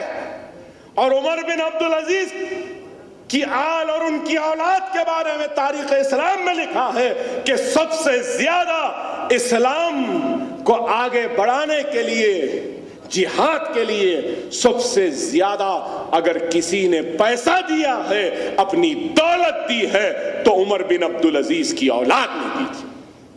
اور عمر بن عبدالعزیز کے انتقال فرمانے کے بعد اس وقت کے اور اس وقت کے اگر دیکھیں تو صرف تین پیسے کچھ تھے ان کے جو ان کی اولاد میں تقسیم ہوئے. بغداد سے لے کر عرب سب سے بڑے اگر تاجروں کے گودام تھے تو وہ عمر بن عبدالعزیز کی آل ان کی اولاد کے گودام تھے. کہ دیکھو ان 3 پیسوں میں کتنی برکت ہے. غور کرو 3 پیسوں میں کتنی برکت. یاد رکھو حلال کی کمائی پر توجہ دو, جائز کمائی حاصل کرو اور دنیا کے پیچھے مت دوڑو. یہ دنیا ختم ہونے والی ہے, دنیا فانی ہونے والی ہے, فنا ہونے والی ہے, ختم ہونے والی ہے. دنیا بے شک حسین ہے, دنیا میں خوبصورت چٹان ہے, برف سے ڈھپے ہوئے پہاڑ ہیں, دنیا میں خوبصورت درخت ہیں, دنیا میں خوبصورت پھل ہیں, دنیا میں خوبصورت پھول ہیں, دنیا میں حسن ہے عورت کا, دنیا میں مرد کی جواں مردی ہے, دنیا میں ہیرے ہے, دنیا میں موتی ہے, دنیا میں بہت سونا ہے, بہت کچھ ہے, سب کچھ ہے. لیکن یاد رکھو دنیا میں ایک سب سے بڑا عیب ہے, اور وہ عیب کیا ہے کہ دنیا ختم ہونے والی ہے. دنیا ختم ہونے والی ہے. میں آپ سے پوچھنا چاہتا ہوں, اگر یہ دکان ہے, آپ کی کمائی ہے, آپ کو معلوم ہو جائے کہ دکان بند ہونے والی ہے, تو کیا آپ اپنی کمائی اس دکان میں لگائیں گے؟ لگائیں گے؟ تو پھر یہ دنیا جو ختم ہونے والی ہے اس کے پیچھے کیوں دوڑ رہے ہو؟ یہ میرا سوال ہے تم سے. اس کے پیچھے کیوں دوڑ رہے ہو؟ ارے آپ غور کرو نوجوانوں, یہاں نوجوان بہت ہیں. ان نوجوانوں سے کہوں گا کہ اگر آپ کے گھر میں کوئی پیدا ہوتا ہے تو کان میں اذان دی جاتی ہے نا, دیتے ہیں نا, اور نیک آدمی سے اذان دلائی جاتی ہے, خاندان کے بڑوں سے اذان دی جاتی ہے, مسجد کے امام صاحب کو بلا کر اذان دی جاتی ہے, حافظ صاحب کو بلا کے اذان دی جاتی ہے, صحیح ہے نا؟ لیکن میرا سوال ہے, کیا نماز جنازہ کی اذان ہوتی ہے؟ فجر کی اذان ہے, ظہر کی اذان ہے, صبح کی اذان ہے, تہجد کی بھی اذان ہے, کیا جنازے کی اذان ہے؟ نہیں ہے. تو کیوں نہیں ہے؟ کبھی غور کیا, کبھی سوچا؟ کیا کبھی غور کیا, کبھی سوچا؟ ارے جب پیدا ہوتے ہیں تو اللہ کان میں اذان دلا کر یہ کہہ رہا ہے کہ اذان ہو چکی ہے, اب نماز جنازہ کا انتظار کر. جتنا وقفہ اذان اور جماعت کے ٹھہرنے میں ہے, اتنا ہی وقت انسان کے زندگی اور موت میں ہے.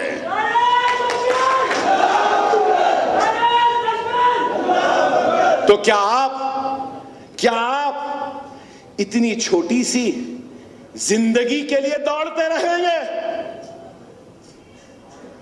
ارے رسول اللہ صلی اللہ علیہ وسلم نے حدیث شریف میں ارشاد فرمایا, اس انگلی یہ چھوٹی انگلی, اس کو سمندر میں ڈبا دو, جتنا یہ انگلی بھیگے گی یہ تمہاری زندگی ہے اور سمندر کے مانند تمہاری آخرت ہے. کہا ہم اس انگلی کے بھگونے کی مانند دنیا کی فکر کرتے ہیں, لیکن سمندر کے برابر آخرت کی فکر نہیں کرتے.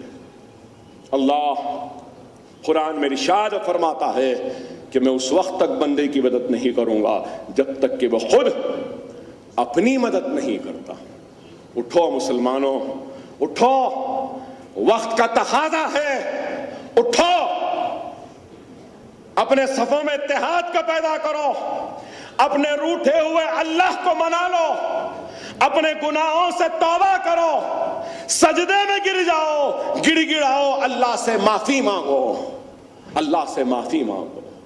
رسول اللہ صلی اللہ علیہ وسلم حدیث شریف میں ارشاد فرماتے کہ اللہ کو اپنے بندے کے کئی اعمال پسند ہیں, ان میں سے سب سے زیادہ ایک عمل ہے جو اللہ کو بہت پسند ہے. وہ عمل کون سا ہے؟ جب ایک بندہ اپنے گناہوں سے توبہ کرتا ہے, اللہ سے ڈرتا ہے اور سجدے میں گر جاتا ہے, گڑ گڑاتا ہے, اللہ سے معافی کی فریاد کرتا ہے, بھیک مانگتا ہے, اپنے گناہوں کو یاد کر کر خوف الہی میں روتا ہے, تو اس کے آنکھ سے آنسو جب گرتے ہیں تو ایک آنسو جیسے ہی گر جاتا ہے, اللہ سبحانہ و تعالی اس گنہگار کے سارے گناہوں کو معاف کر دیتا ہے. ایسا معاف کر دیتا ہے کہ جیسے وہ ابھی ابھی اپنے ماں کے پیٹ سے نکل کے دنیا میں قدم رکھا. سنے, سمجھے,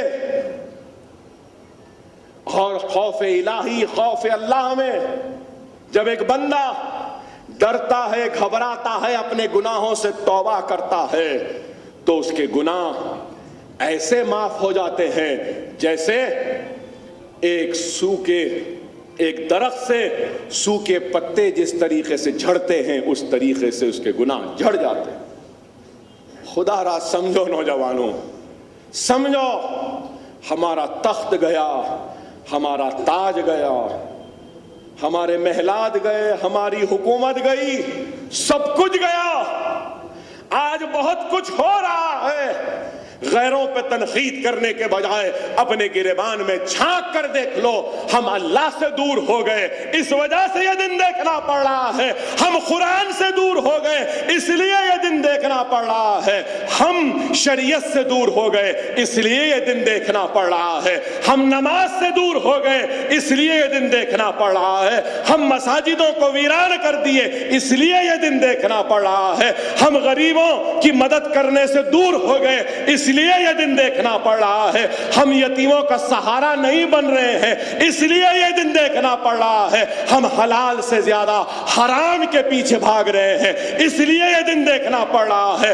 ہم آخرت کو چھوڑ دنیا کے پیچھے دوڑ رہے ہیں, اس لیے یہ دن دیکھنا پڑ رہا ہے. اس لیے یہ دن ہے. سمجھو, آسان ہے کھڑے رہ کے تنقید کرنا, یہ بی جے پی ایسا کر رہی, یہ سنگھ پریوار ایسا کر رہا, یہ آر ایس ایس ایسا کر رہی, یہ موہن بھاگت ایسا کر رہا. ارے بہت اچھا ہے, آسان ہے, آپ نعرے بھی لگائیں گے, چیخیں گے, چلائیں گے بھی, لیکن خدا را ان سب چیزوں سے پہلے آپ یہ دیکھو کہ آپ کی غلطی کیا ہے. آپ نے کیا غلطیاں کی؟ اگر آپ اپنی زندگیوں میں اصلاح نہیں کریں گے تو پھر ایسے ہی تباہی وہ بربادی کو ہم کو دیکھنا پڑے گا۔ خدا را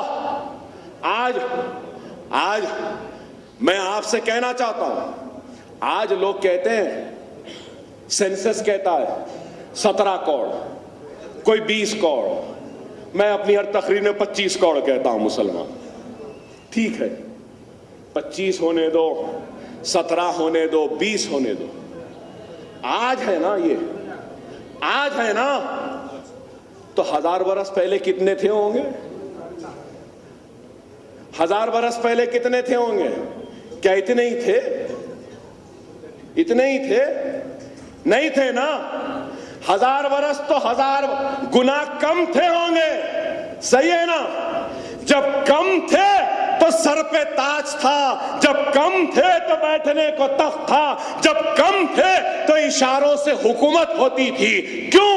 اس لیے کہ کم تھے لیکن سر اللہ کی بارگاہ میں جھکتا تھا، ہاتھ اللہ سے مانگتے تھے، اس لیے اللہ نے ان سروں کی حفاظت کی، ان سروں پہ تاج پہنائے، بیٹھنے کے لیے تخت دے دیا۔ سمجھو میری اس بات کو۔ شہنشاہ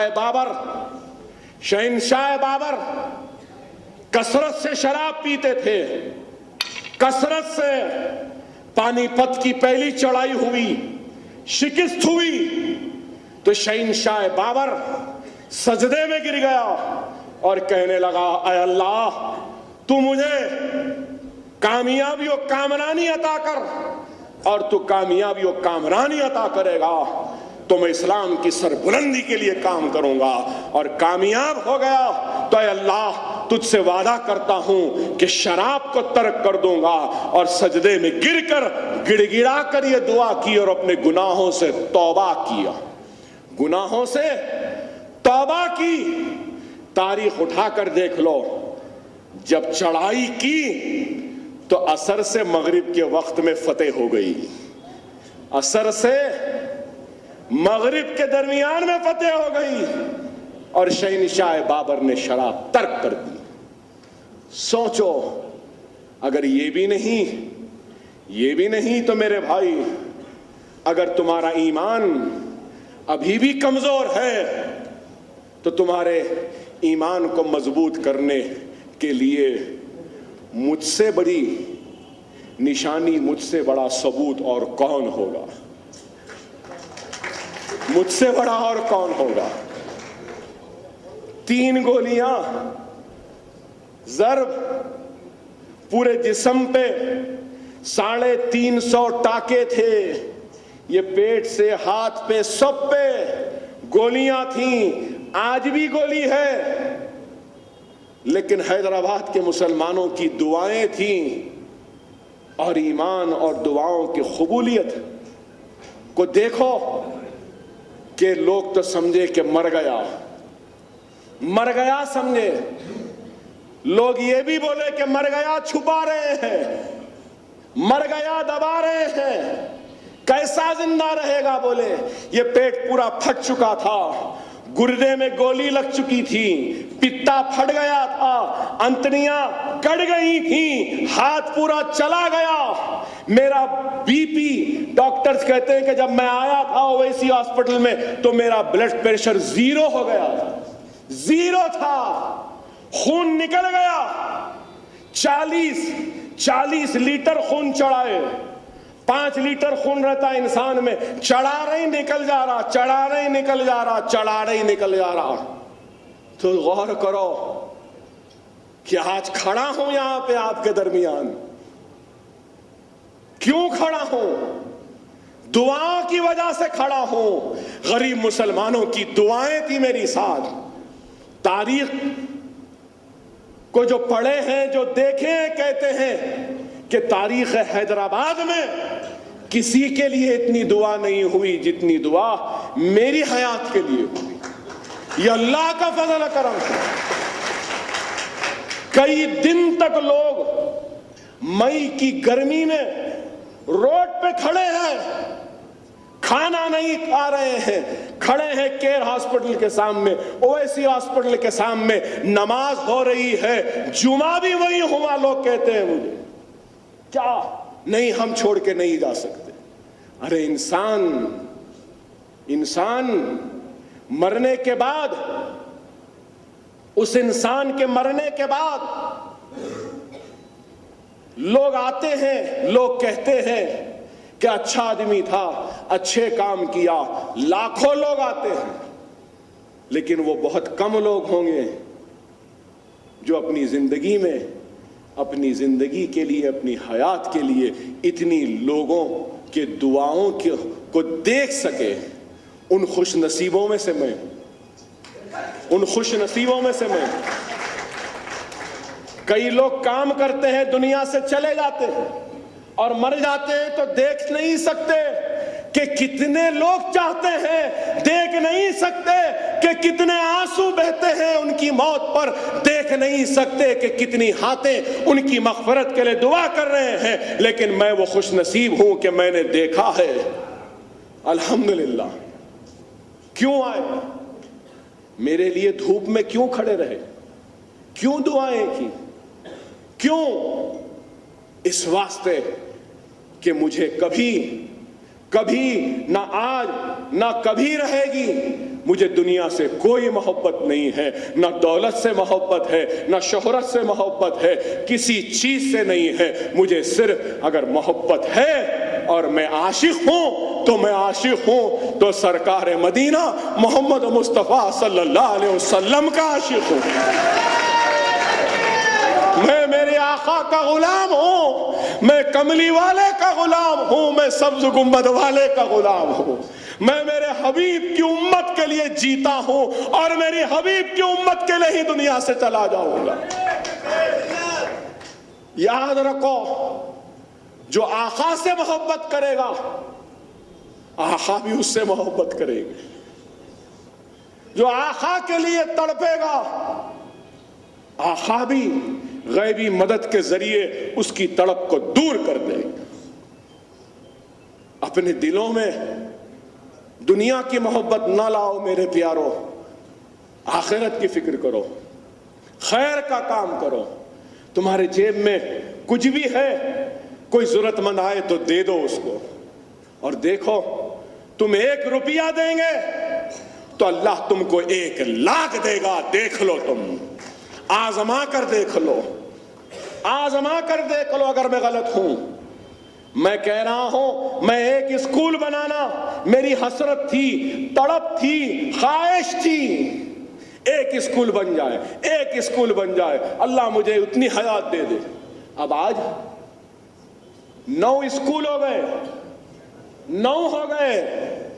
اب نظام آباد میں بنانا ہے مجھے, انشاءاللہ بناؤں گا. لوگ مجھے بولے, مجلس کے لوگ بولے نہیں صاحب آپ سنگ بنیاد رکھ دو.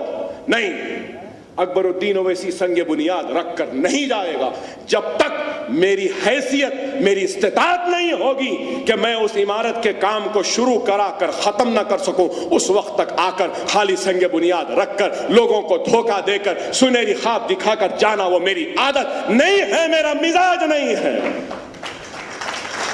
اکبر اویسی دھوکے کی سیاست نہیں کرتا.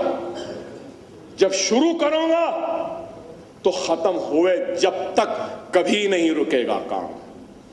نظام آباد میں ہے اور مالیگاؤں میں ہے, بھیونڈی میں بھی ہم نے لیا, اورنگ آباد میں بھی کرنے کا ارادہ. لوگ بولیں گے کہ نظام آباد کیوں؟ سب سے پہلے نظام آباد کروں گا, اس کے بعد عادل آباد کروں گا انشاءاللہ.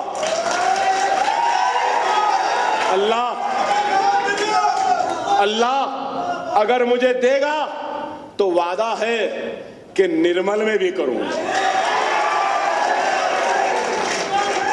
یہ 3 لوگوں کا تو پہلا حق ہے بھائی, یہ 3 لوگوں کا تو پہلا حق ہے.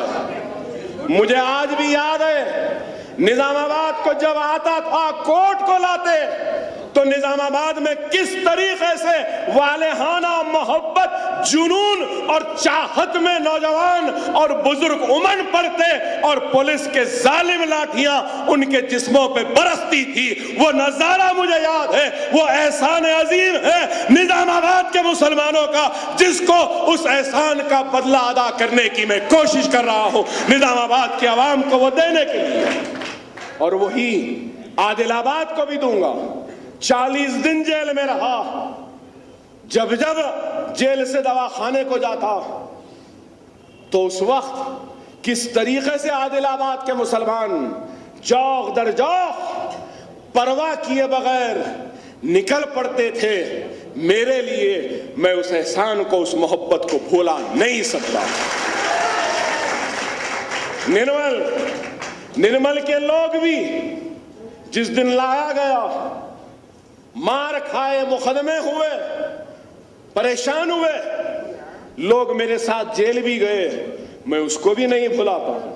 اکبر الدین اویسی کے لیے اگر کوئی ایک چھوٹا سا کنکر بھی اٹھا دے تو اللہ اور اس کے رسول کی قسم اکبر الدین اویسی اس احسان کو کبھی نہیں بھولتا۔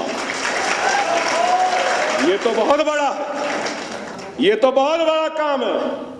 عادل آباد سے لے کر سنگاریڈی کوٹ تک راستے میں سارے لوگ کھڑے رہتے، دیکھتے، ہاتھ اٹھا کر دعا دیتے، پولیس مارتی، ہٹاتی، لیکن یہ لوگ کھڑے رہتے، چھپ کے رہتے، دور سے گاڑی آتی دکھی تو دوڑ کر آتے، سلام کرتے، نعرے لگاتے، چلے جاتے۔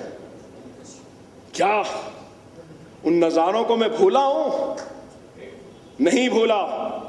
اگر آج دنیا کو اکبر الدین اویسی کی تقریر پسند نہیں آتی ہے تو ان سے کہنا چاہتا ہوں، تم جیسا دو گے ویسا میں تم کو لوٹا کر دوں گا، اس لیے برا دکھتا ہوں۔ 50 برس سے تم نے دیا، ہم لیتے رہے، اب ہم دیے تو اتنی تکلیف۔ تم تو سمجھتے تھے کہ ہم گونگے ہیں، ہمارے حلق میں زبان نہیں، یہ تو مظلوم ہے، ان کو مارو، پیٹو، کچھ بھی کرو، یہ کچھ نہیں کر سکتے۔ لیکن مجلس نے بتا دیا، ہندوستان کے ہر اس شخص کو جس کے سینے میں فرقہ پرستی ہے، اس کو بتا دیا کہ ہم گونگے نہیں ہیں، ہم بہرے نہیں ہیں، ہمارے حلق میں بھی زبان ہے، اگر ہم بولنے لگے تو تم ہماری زبان کی آتش نوائی کا مقابلہ نہیں کر سکتے۔ ہم کو چھیڑو مت، ہم کو چھیڑو مت، چھیڑیں گے تو پھر ہم بھی چھوڑنے والوں میں سے نہیں ہیں، ہم چھوڑنے والوں میں سے نہیں ہیں۔ کیا جو گولیوں سے نہیں ڈرا، جو چاقوں تلواروں سے نہیں ڈرا، جو جیل میں رہنے سے نہیں ڈرا، وہ اب کیا ڈرے گا بھائی؟ جو موت کے دروازے تک جا کر بے ہوشی کے عالم میں گھنٹوں رہا پھر بھی نہیں ڈرا، وہ اب کیا ڈرے گا؟ ارے کہتا ہوں میرے اللہ، میرے اللہ اور میرے رسول اللہ کی قسم، یہ اکبر اویسی آپ کے حق کے لیے، آپ کے انصاف کے لیے تخت دار پر پھانسی پہ بھی لٹکنے تیار ہے، لیکن خدا کی قسم اس سر کو جھکانے کے لیے تیار نہیں ہے۔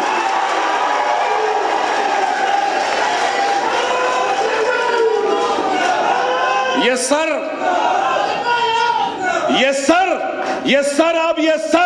اکبر اویسی کا سر نہیں رہا، یہ سر مسلمانوں کا سر ہے، 25 کروڑ مسلمانوں کا سر ہے، ان کے غرور کا سر ہے، ان کے عزم کا سر ہے، ان کی ہمت کا سر ہے، ان کے جنون کا سر ہے۔ یہ سر کٹ جائے گا لیکن خدا کی قسم ان کے سامنے جھکے گا نہیں۔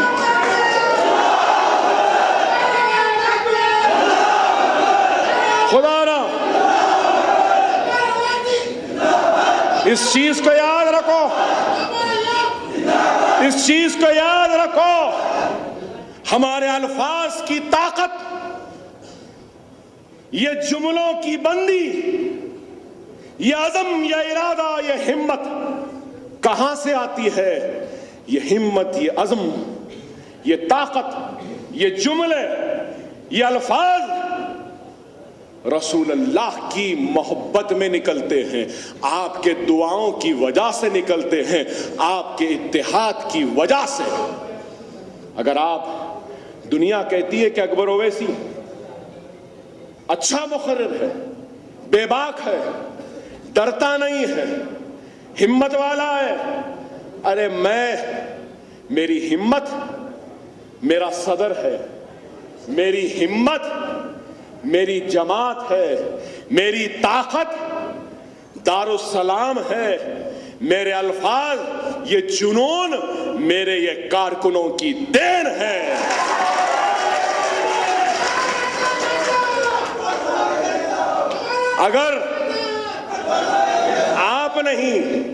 اگر آپ نہیں تو میں کچھ نہیں، میں نہیں تو پھر یہ آوازیں، یہ نعرے تکبیر کی آوازیں رہیں گی ضرور، لیکن شاید اتنی مضبوط نہ ہوں۔ میں آپ سے ہوں اور ہم سب جماعت سے ہے، اور جماعت مسلمانوں کے اتحاد سے ہے۔ اس چیز کو سمجھیے، اس چیز کو سمجھیے، خدا را سمجھو آج یہ ملک کہاں جا رہا ہے، سمجھو یہ ملک میں پاٹیدار کی اہمیت ہے، اس ملک میں گجر کی اہمیت ہے، اس ملک میں جاٹ کی اہمیت ہے، اس ملک میں یادو کی اہمیت ہے، اس ملک میں ریڈی کی اہمیت ہے، اس ملک میں راؤ کی اہمیت ہے، اس ملک میں مراٹھوں کی، ٹھاکروں کی، سب کی اہمیت ہے۔ تو سوال یہ ہے ہماری اہمیت کیوں نہیں؟ کیوں نہیں؟ ارے میرے بھائی، آج لوگ کہتے ہیں کہ مجلس بی جے پی کی ایجنٹ، ارے ہم ان کے ایجنٹ ہو جائیں گے جن کے جسم پر ہماری ماں بہن کے خون کے دھبے؟ کیا ہم ان کے ایجنٹ ہو جائیں گے جو ہمارے اللہ کے گھر کو شہید کرتے ہیں؟ کیا ہم ان کے ایجنٹ ہو جائیں گے جو ہماری شریعت کا خاتمہ کرنا چاہتے ہیں؟ ہم ان کے ایجنٹ ہو جائیں گے جو ہم کو کاٹتے ہیں، ہم کو پیٹتے ہیں، ہم کو ختم کرنا چاہتے ہیں؟ خدا کی قسم ہم مر جائیں گے، مٹ جائیں گے، جنگلوں کا رخ کر لیں گے، ان ہاتھوں پہ سانپوں اور بچھوؤں کو دودھ پلا لیں گے، جھاڑوں کے پتوں کو کھا کر جی لیں گے، جڑوں کو کھا کے جی لیں گے، لیکن خدا کی قسم ہماری شریعت کو، ہمارے مسلمانوں کی عزت و عصمت کو لوٹنے والے درندوں، ظالموں کے قریب ہم نہیں ہو سکتے۔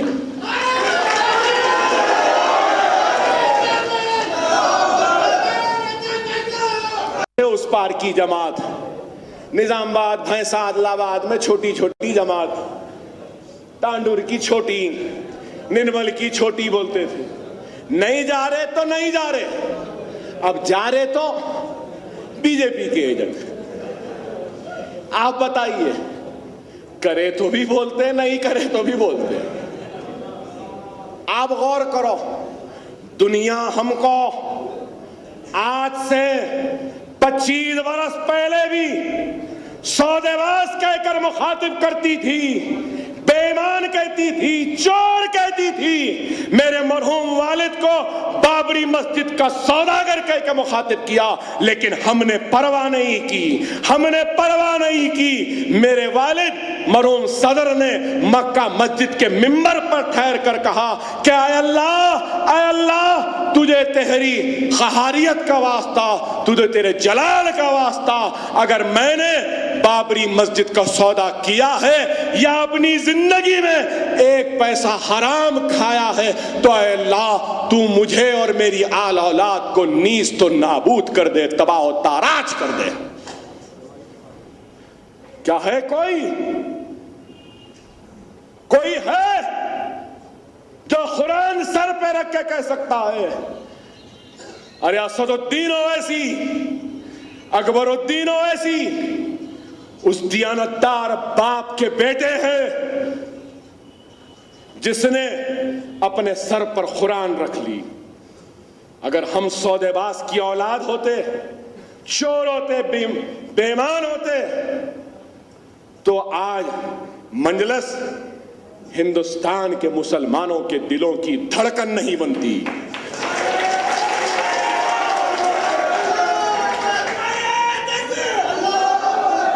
कैसा अज़म है, कैसा इरादा है। सालार कहते थे कि मंजिल जुनूनी को दीवाने को मिलती है। हाँ, हमने बता दिया। लोग हमको बोले दीवाने हैं, बिहार जा रहे हैं, दीवाने हैं, यूपी जा रहे हैं, दीवाने हैं, यहाँ जा रहे हैं, वहाँ जा रहे हैं, जा रहे हैं, हार रहे, जा रहे हैं, हार रहे। हाँ, आज हारेंगे, कल हारेंगे, परसों हारेंगे, हम जिंदा नहीं रहेंगे, हम जमीन की ग़िज़ा बन जाएंगे, लेकिन आने वाली नस्ल देखेगी कि यूपी, बिहार, मध्य प्रदेश, राजस्थान, हिंदुस्तान में मजलिस का यह हरा झंडा लहराएगा।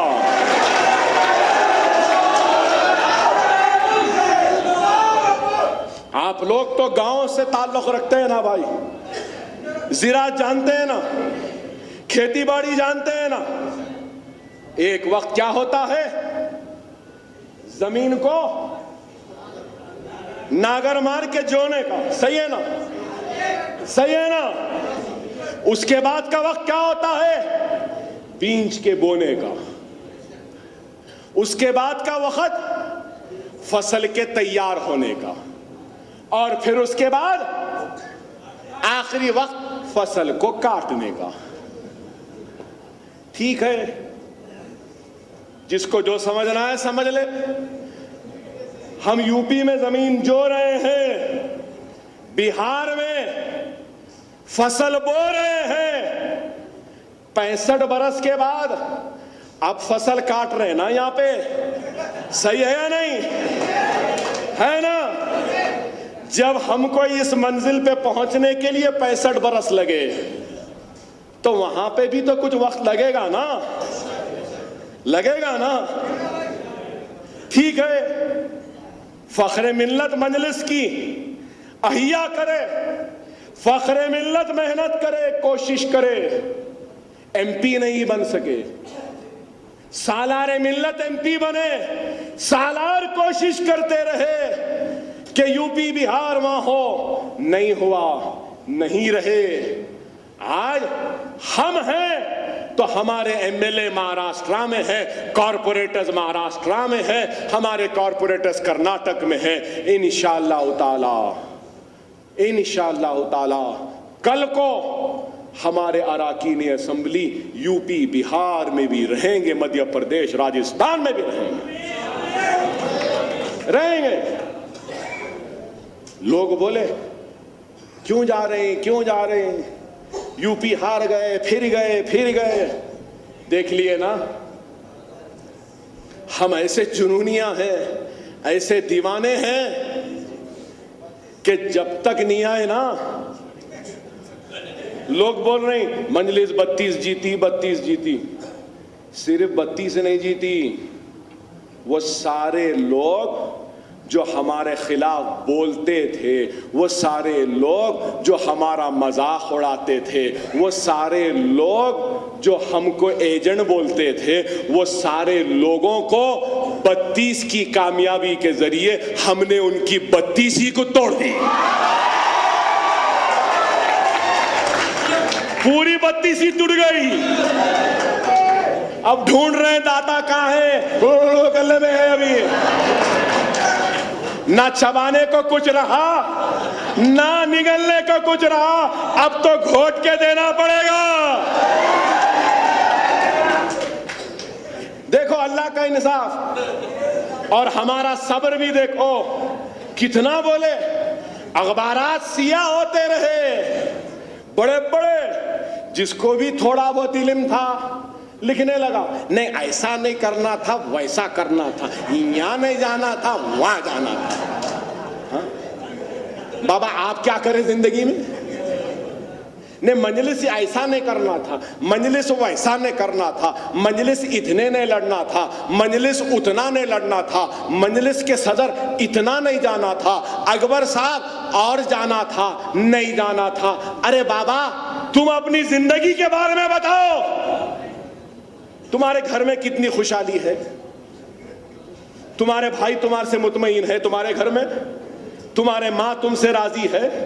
تمہارے باپ کی خدمت کر رہے ہیں، اپنی اولاد کو اچھا مستقبل دے رہے ہیں؟ زندگی میں پوری ناکامی دیکھے نا تو ان لوگوں کے پاس یہ جو ہم کو مشورے دیتے ہیں۔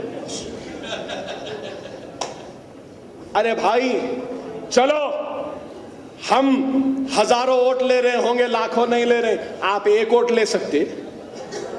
ہم پہ انگلی اٹھانے والے، تمہاری حیثیت نہیں ہے ایک ووٹ لینے کی اور مشورے دے رہے ہم کو۔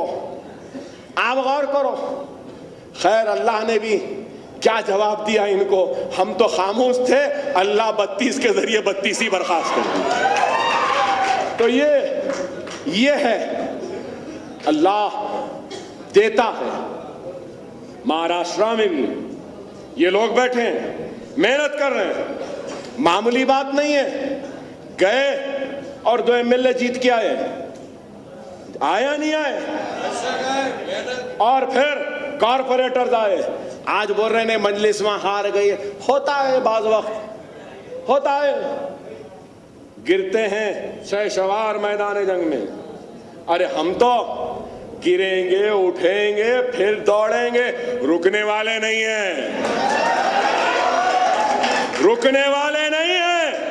اللہ جب تک حیات دی ہے ہم جدوجہد کریں گے، محنت کریں گے، کوشش کریں گے اور کبھی بھی رکیں گے نہیں جب تک کہ ہم کو ہماری منزل نہیں مل جاتی۔ اور انشاءاللہ تعالی مجلس اتحاد المسلمین ہندوستان کے مسلمانوں کے دلوں کو فتح کرے گی، فتح کرے گی، آگے بڑھتے جائے گی، آگے بڑھتے جائے گی، اس وقت تک بڑھے گی کہ جب تک کہ ہر مسلمان کے دل میں اپنے لیے جگہ نہیں بنا لیتے۔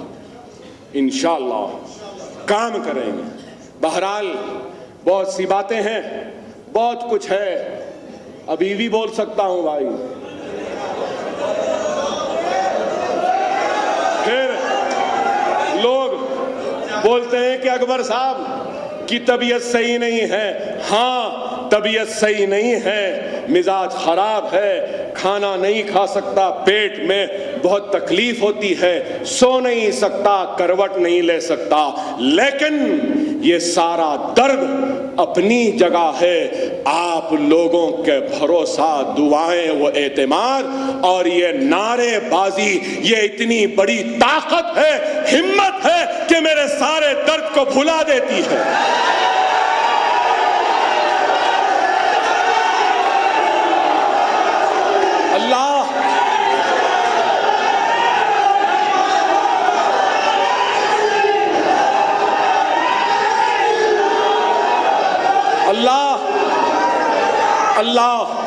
اللہ ہماری اس محبت کو قائم و دائم رکھ، اللہ ہماری محبت میں اور اضافہ کر، اے اللہ اتنی محبت دے دے، اتنی محبت دے دے کہ دنیا رش کرے ہماری محبت کو دے۔ اے اللہ دنیا میں میرے بزرگوں، نوجوانوں، دنیا میں ایک محبت کی داستان آپ نے سنی ہوگی یا دیکھی ہوگی یا پڑھی ہوگی، وہ محبت کی داستان قیس اور لیلا کی تھی، قیس اور لیلا کی تھی۔ اتنی بے انتہا محبت تھی، اتنی بے انتہا محبت تھی کہ قیس نے مٹی کی خوشبو کو سونگھ کر پہچان لیا تھا کہ یہ میری لیلا کی خبر ہے، کہ یہ میری لیلا کی خبر ہے۔ حضرت علی بار بار کہتے تھے کہ جا قیس عمرہ کر لے، حج کر لے، جا قیس عمرہ کر لے، حج کر لے، تو کہتا تھا کہ تم کو تمہاری محبت مبارک، مجھ کو میری محبت مبارک۔ بس اپنی لیلا کی محبت میں تھا، لیلا کی محبت میں تھا۔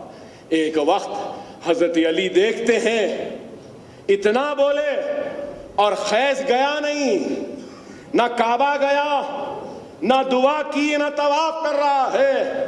حضرت علی دیکھتے ہیں کہ قیس حالت احرام میں ہے اور کعبے کا طواف کر رہا ہے اور بس رو رہا ہے، رو رہا ہے، رو رہا ہے، طواف کر رہا ہے، رو رہا ہے، رو رہا ہے۔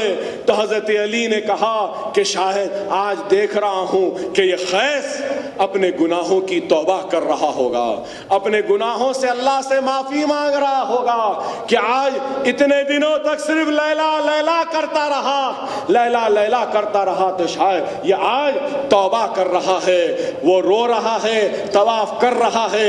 حضرت علی قریب جاتے ہیں تو کیا دیکھتے ہیں، کیا سنتے ہیں کہ قیس کعبے کا طواف کر رہا ہے، حالت احرام میں ہے، رو رہا ہے اور یہ کہہ رہا ہے کہ اے اللہ، اے اللہ، اے اللہ، میرے دل میں لیلا کی اور محبت ڈال، اور محبت ڈال، اور محبت ڈال۔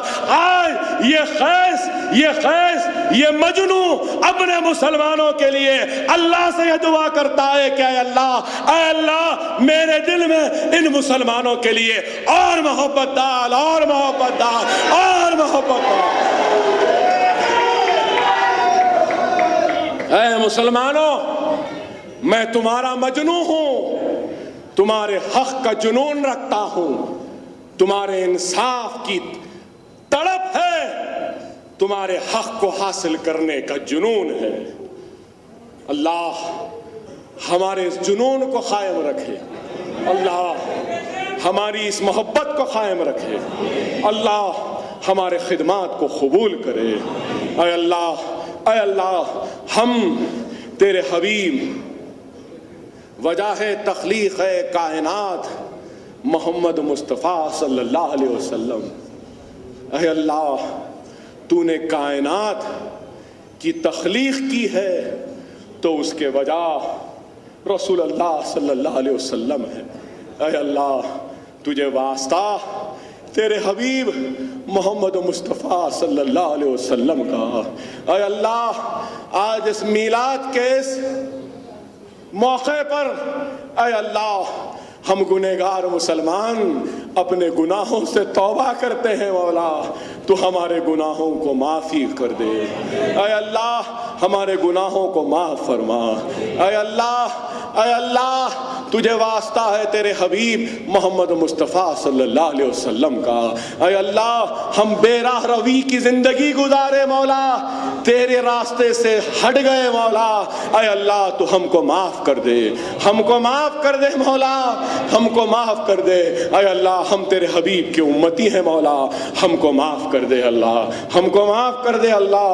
اللہ، ہم نے نمازوں کا اہتمام نہیں کیا مولا، تو ہم کو معاف فرما دے۔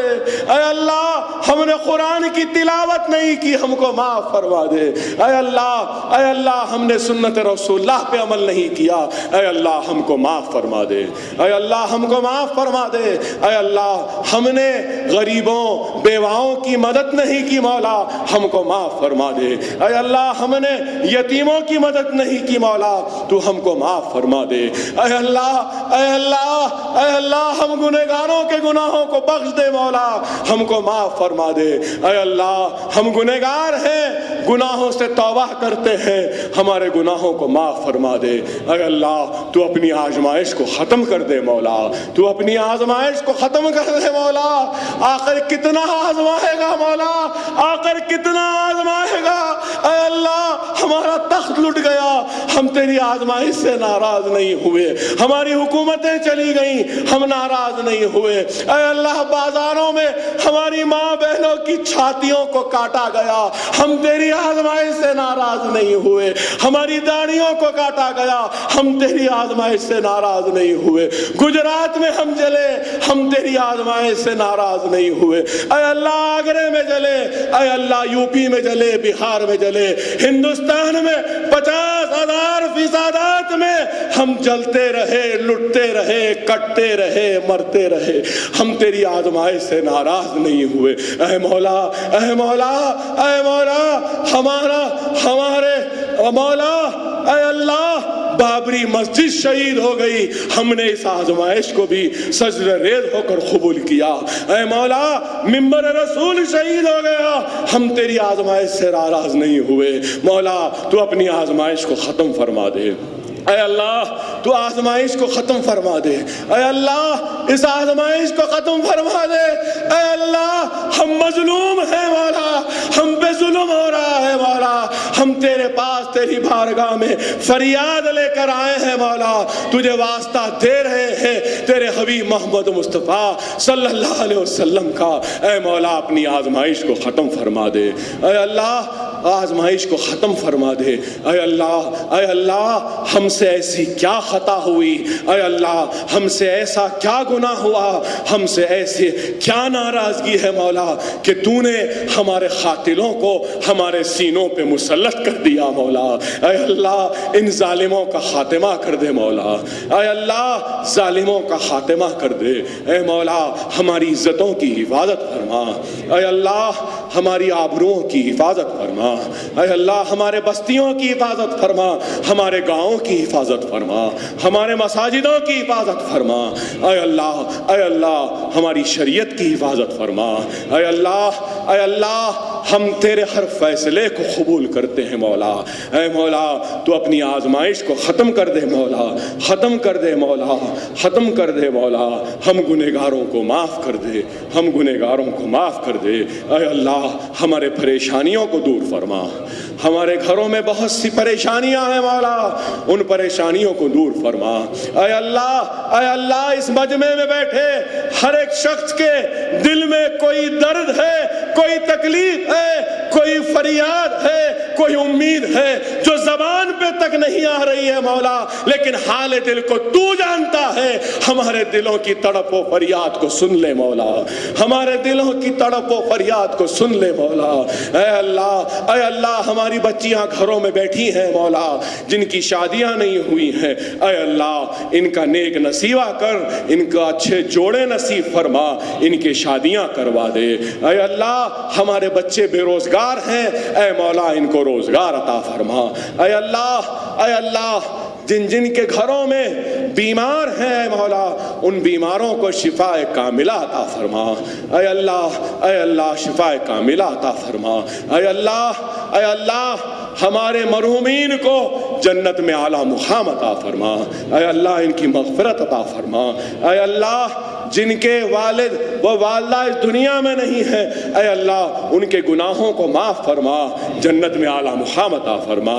اے اللہ جن کے والد جن کی والدہ بقید حیات ہیں، ان کو صحت عطا فرما، ان کو لمبی عمر عطا فرما۔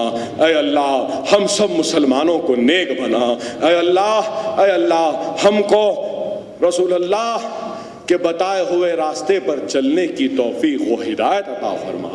اے اللہ ہم سب کو نیک بنا، ایک بنا، ہم سب کو منظم کر دے۔ اے اللہ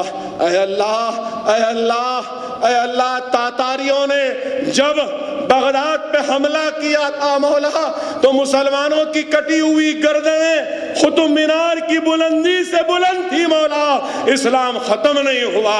اے مولا آج ہم کو ختم کر کے جو سمجھ رہے ہیں کہ اسلام کو ختم کر دیں گے، اے مولا تو ان کا خاتمہ کر دے مولا، ان کو ختم کر دے مولا، ان کو ختم کر دے مولا۔ اے اللہ ہر مظلوم مسلمان کی حفاظت فرما۔ اے اللہ سیریا میں جو خون بہ رہا ہے، اے اللہ اس بہتے ہوئے خون کو رکوا دے مولا۔ اے مولا بغداد میں جو خون بہ رہا ہے، اس خون کو بہنے سے رکا دے مولا۔ اے اللہ عالم اسلام میں جہاں کہیں بھی مسلمان پریشان ہے مولا، اس کی پریشانی کو دور فرما۔ اے اللہ بیت المقدس کی حفاظت کے لیے جو لوگ آگے بڑھ رہے ہیں، اے اللہ ان مجاہدین کی حفاظت فرما۔ اے اللہ فلسطینی مسلمانوں کی حفاظت فرما۔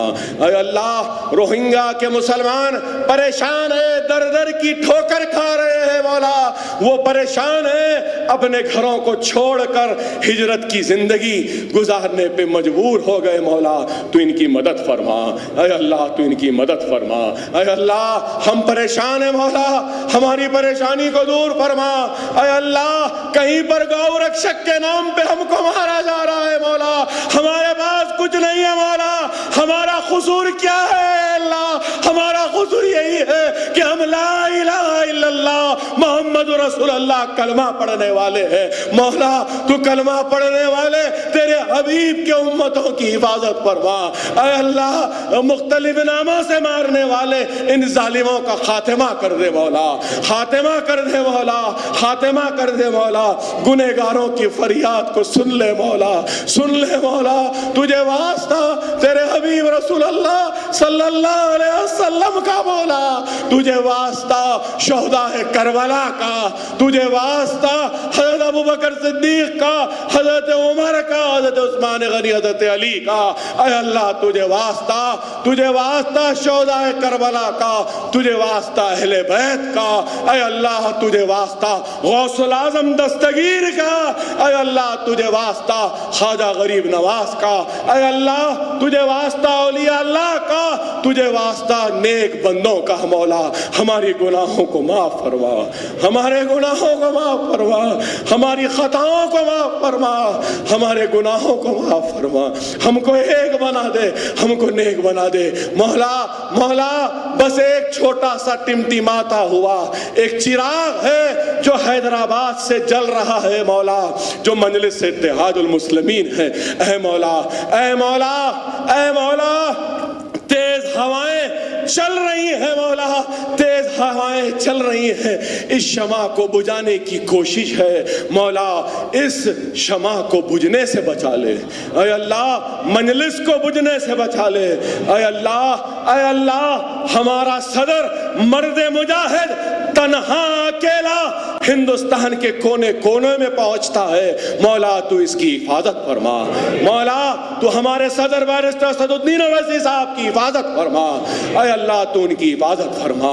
اے اللہ تیرے حبیب کے امتی کے لیے کام کرنے کی وجہ سے بہت دشمن ہو گئے مولا, تو ان کی حفاظت فرما. اے اللہ لا الہ الا اللہ محمد رسول اللہ کلمہ پڑھنے والوں کے لیے نکلے ہیں, اپنے بھائیوں کے لیے نکلے ہیں. یہ دو بھائی, اے اللہ ہم دونوں بھائیوں کی حفاظت فرما. اے اللہ مجلس کی حفاظت فرما. اے اللہ حق کے لیے لڑنے کے لیے ہم کو اور طاقت عطا فرما. اے اللہ روز قیامت تک, روز قیامت تک دارالسلام کو اسی طریقے سے آباد رکھ مولا, اس کو آباد رکھ مولا, اس کو آباد رکھ مولا. ملت کے خدمت گزاروں کو اس دارالسلام کی سرزمین سے نکل کر ملت اسلامیہ کی خدمت کرنے کے لیے تو آگے بڑھا مولا. اے اللہ, اے اللہ ہماری حفاظت فرما, ہم سب کو نیک بنا, ایک بنا. اس میلاد کے موقع پر, میلاد النبی کے موقع پر ہم نے جو بھی ٹوٹی پھوٹی دعائیں مانگی ہیں مولا, اس کو قبول کر لے. اے اللہ ہم تو اتنے بد سلیقہ لوگ ہیں, گنہگار لوگ ہیں مولا, کہ ہم کو دعا بھی مانگنا نہیں آتا مولا. اگر اس دعا مانگنے کے طریقے میں کوئی غلطی ہوئی ہے, کوئی گستاخی ہوئی تو اس کو نظر انداز کر دے مولا, نظر انداز کر دے مولا. ہم گنہگاروں کی دعا کو قبول فرما, ہم بدتمیزوں کی دعا کو قبول فرما. اے اللہ ہمارے دلوں کا حال تجھ سے چھپا نہیں ہے مولا, بہت سی باتیں زبان پہ نہیں آ رہی ہے مولا, دنیا کی شرمندگی سے نہیں آ رہی ہے مولا, لیکن دلوں میں کیا ہے تو جانتا ہے. ہمارے دلوں کی اس فریاد کو سن لے مولا, سن لے مولا. اے اللہ, اے اللہ ہم کو نیک بنا, ایک بنا, نماز کا پابند بنا, سنت رسول پہ چلنے کی توفیق و ہدایت عطا فرما.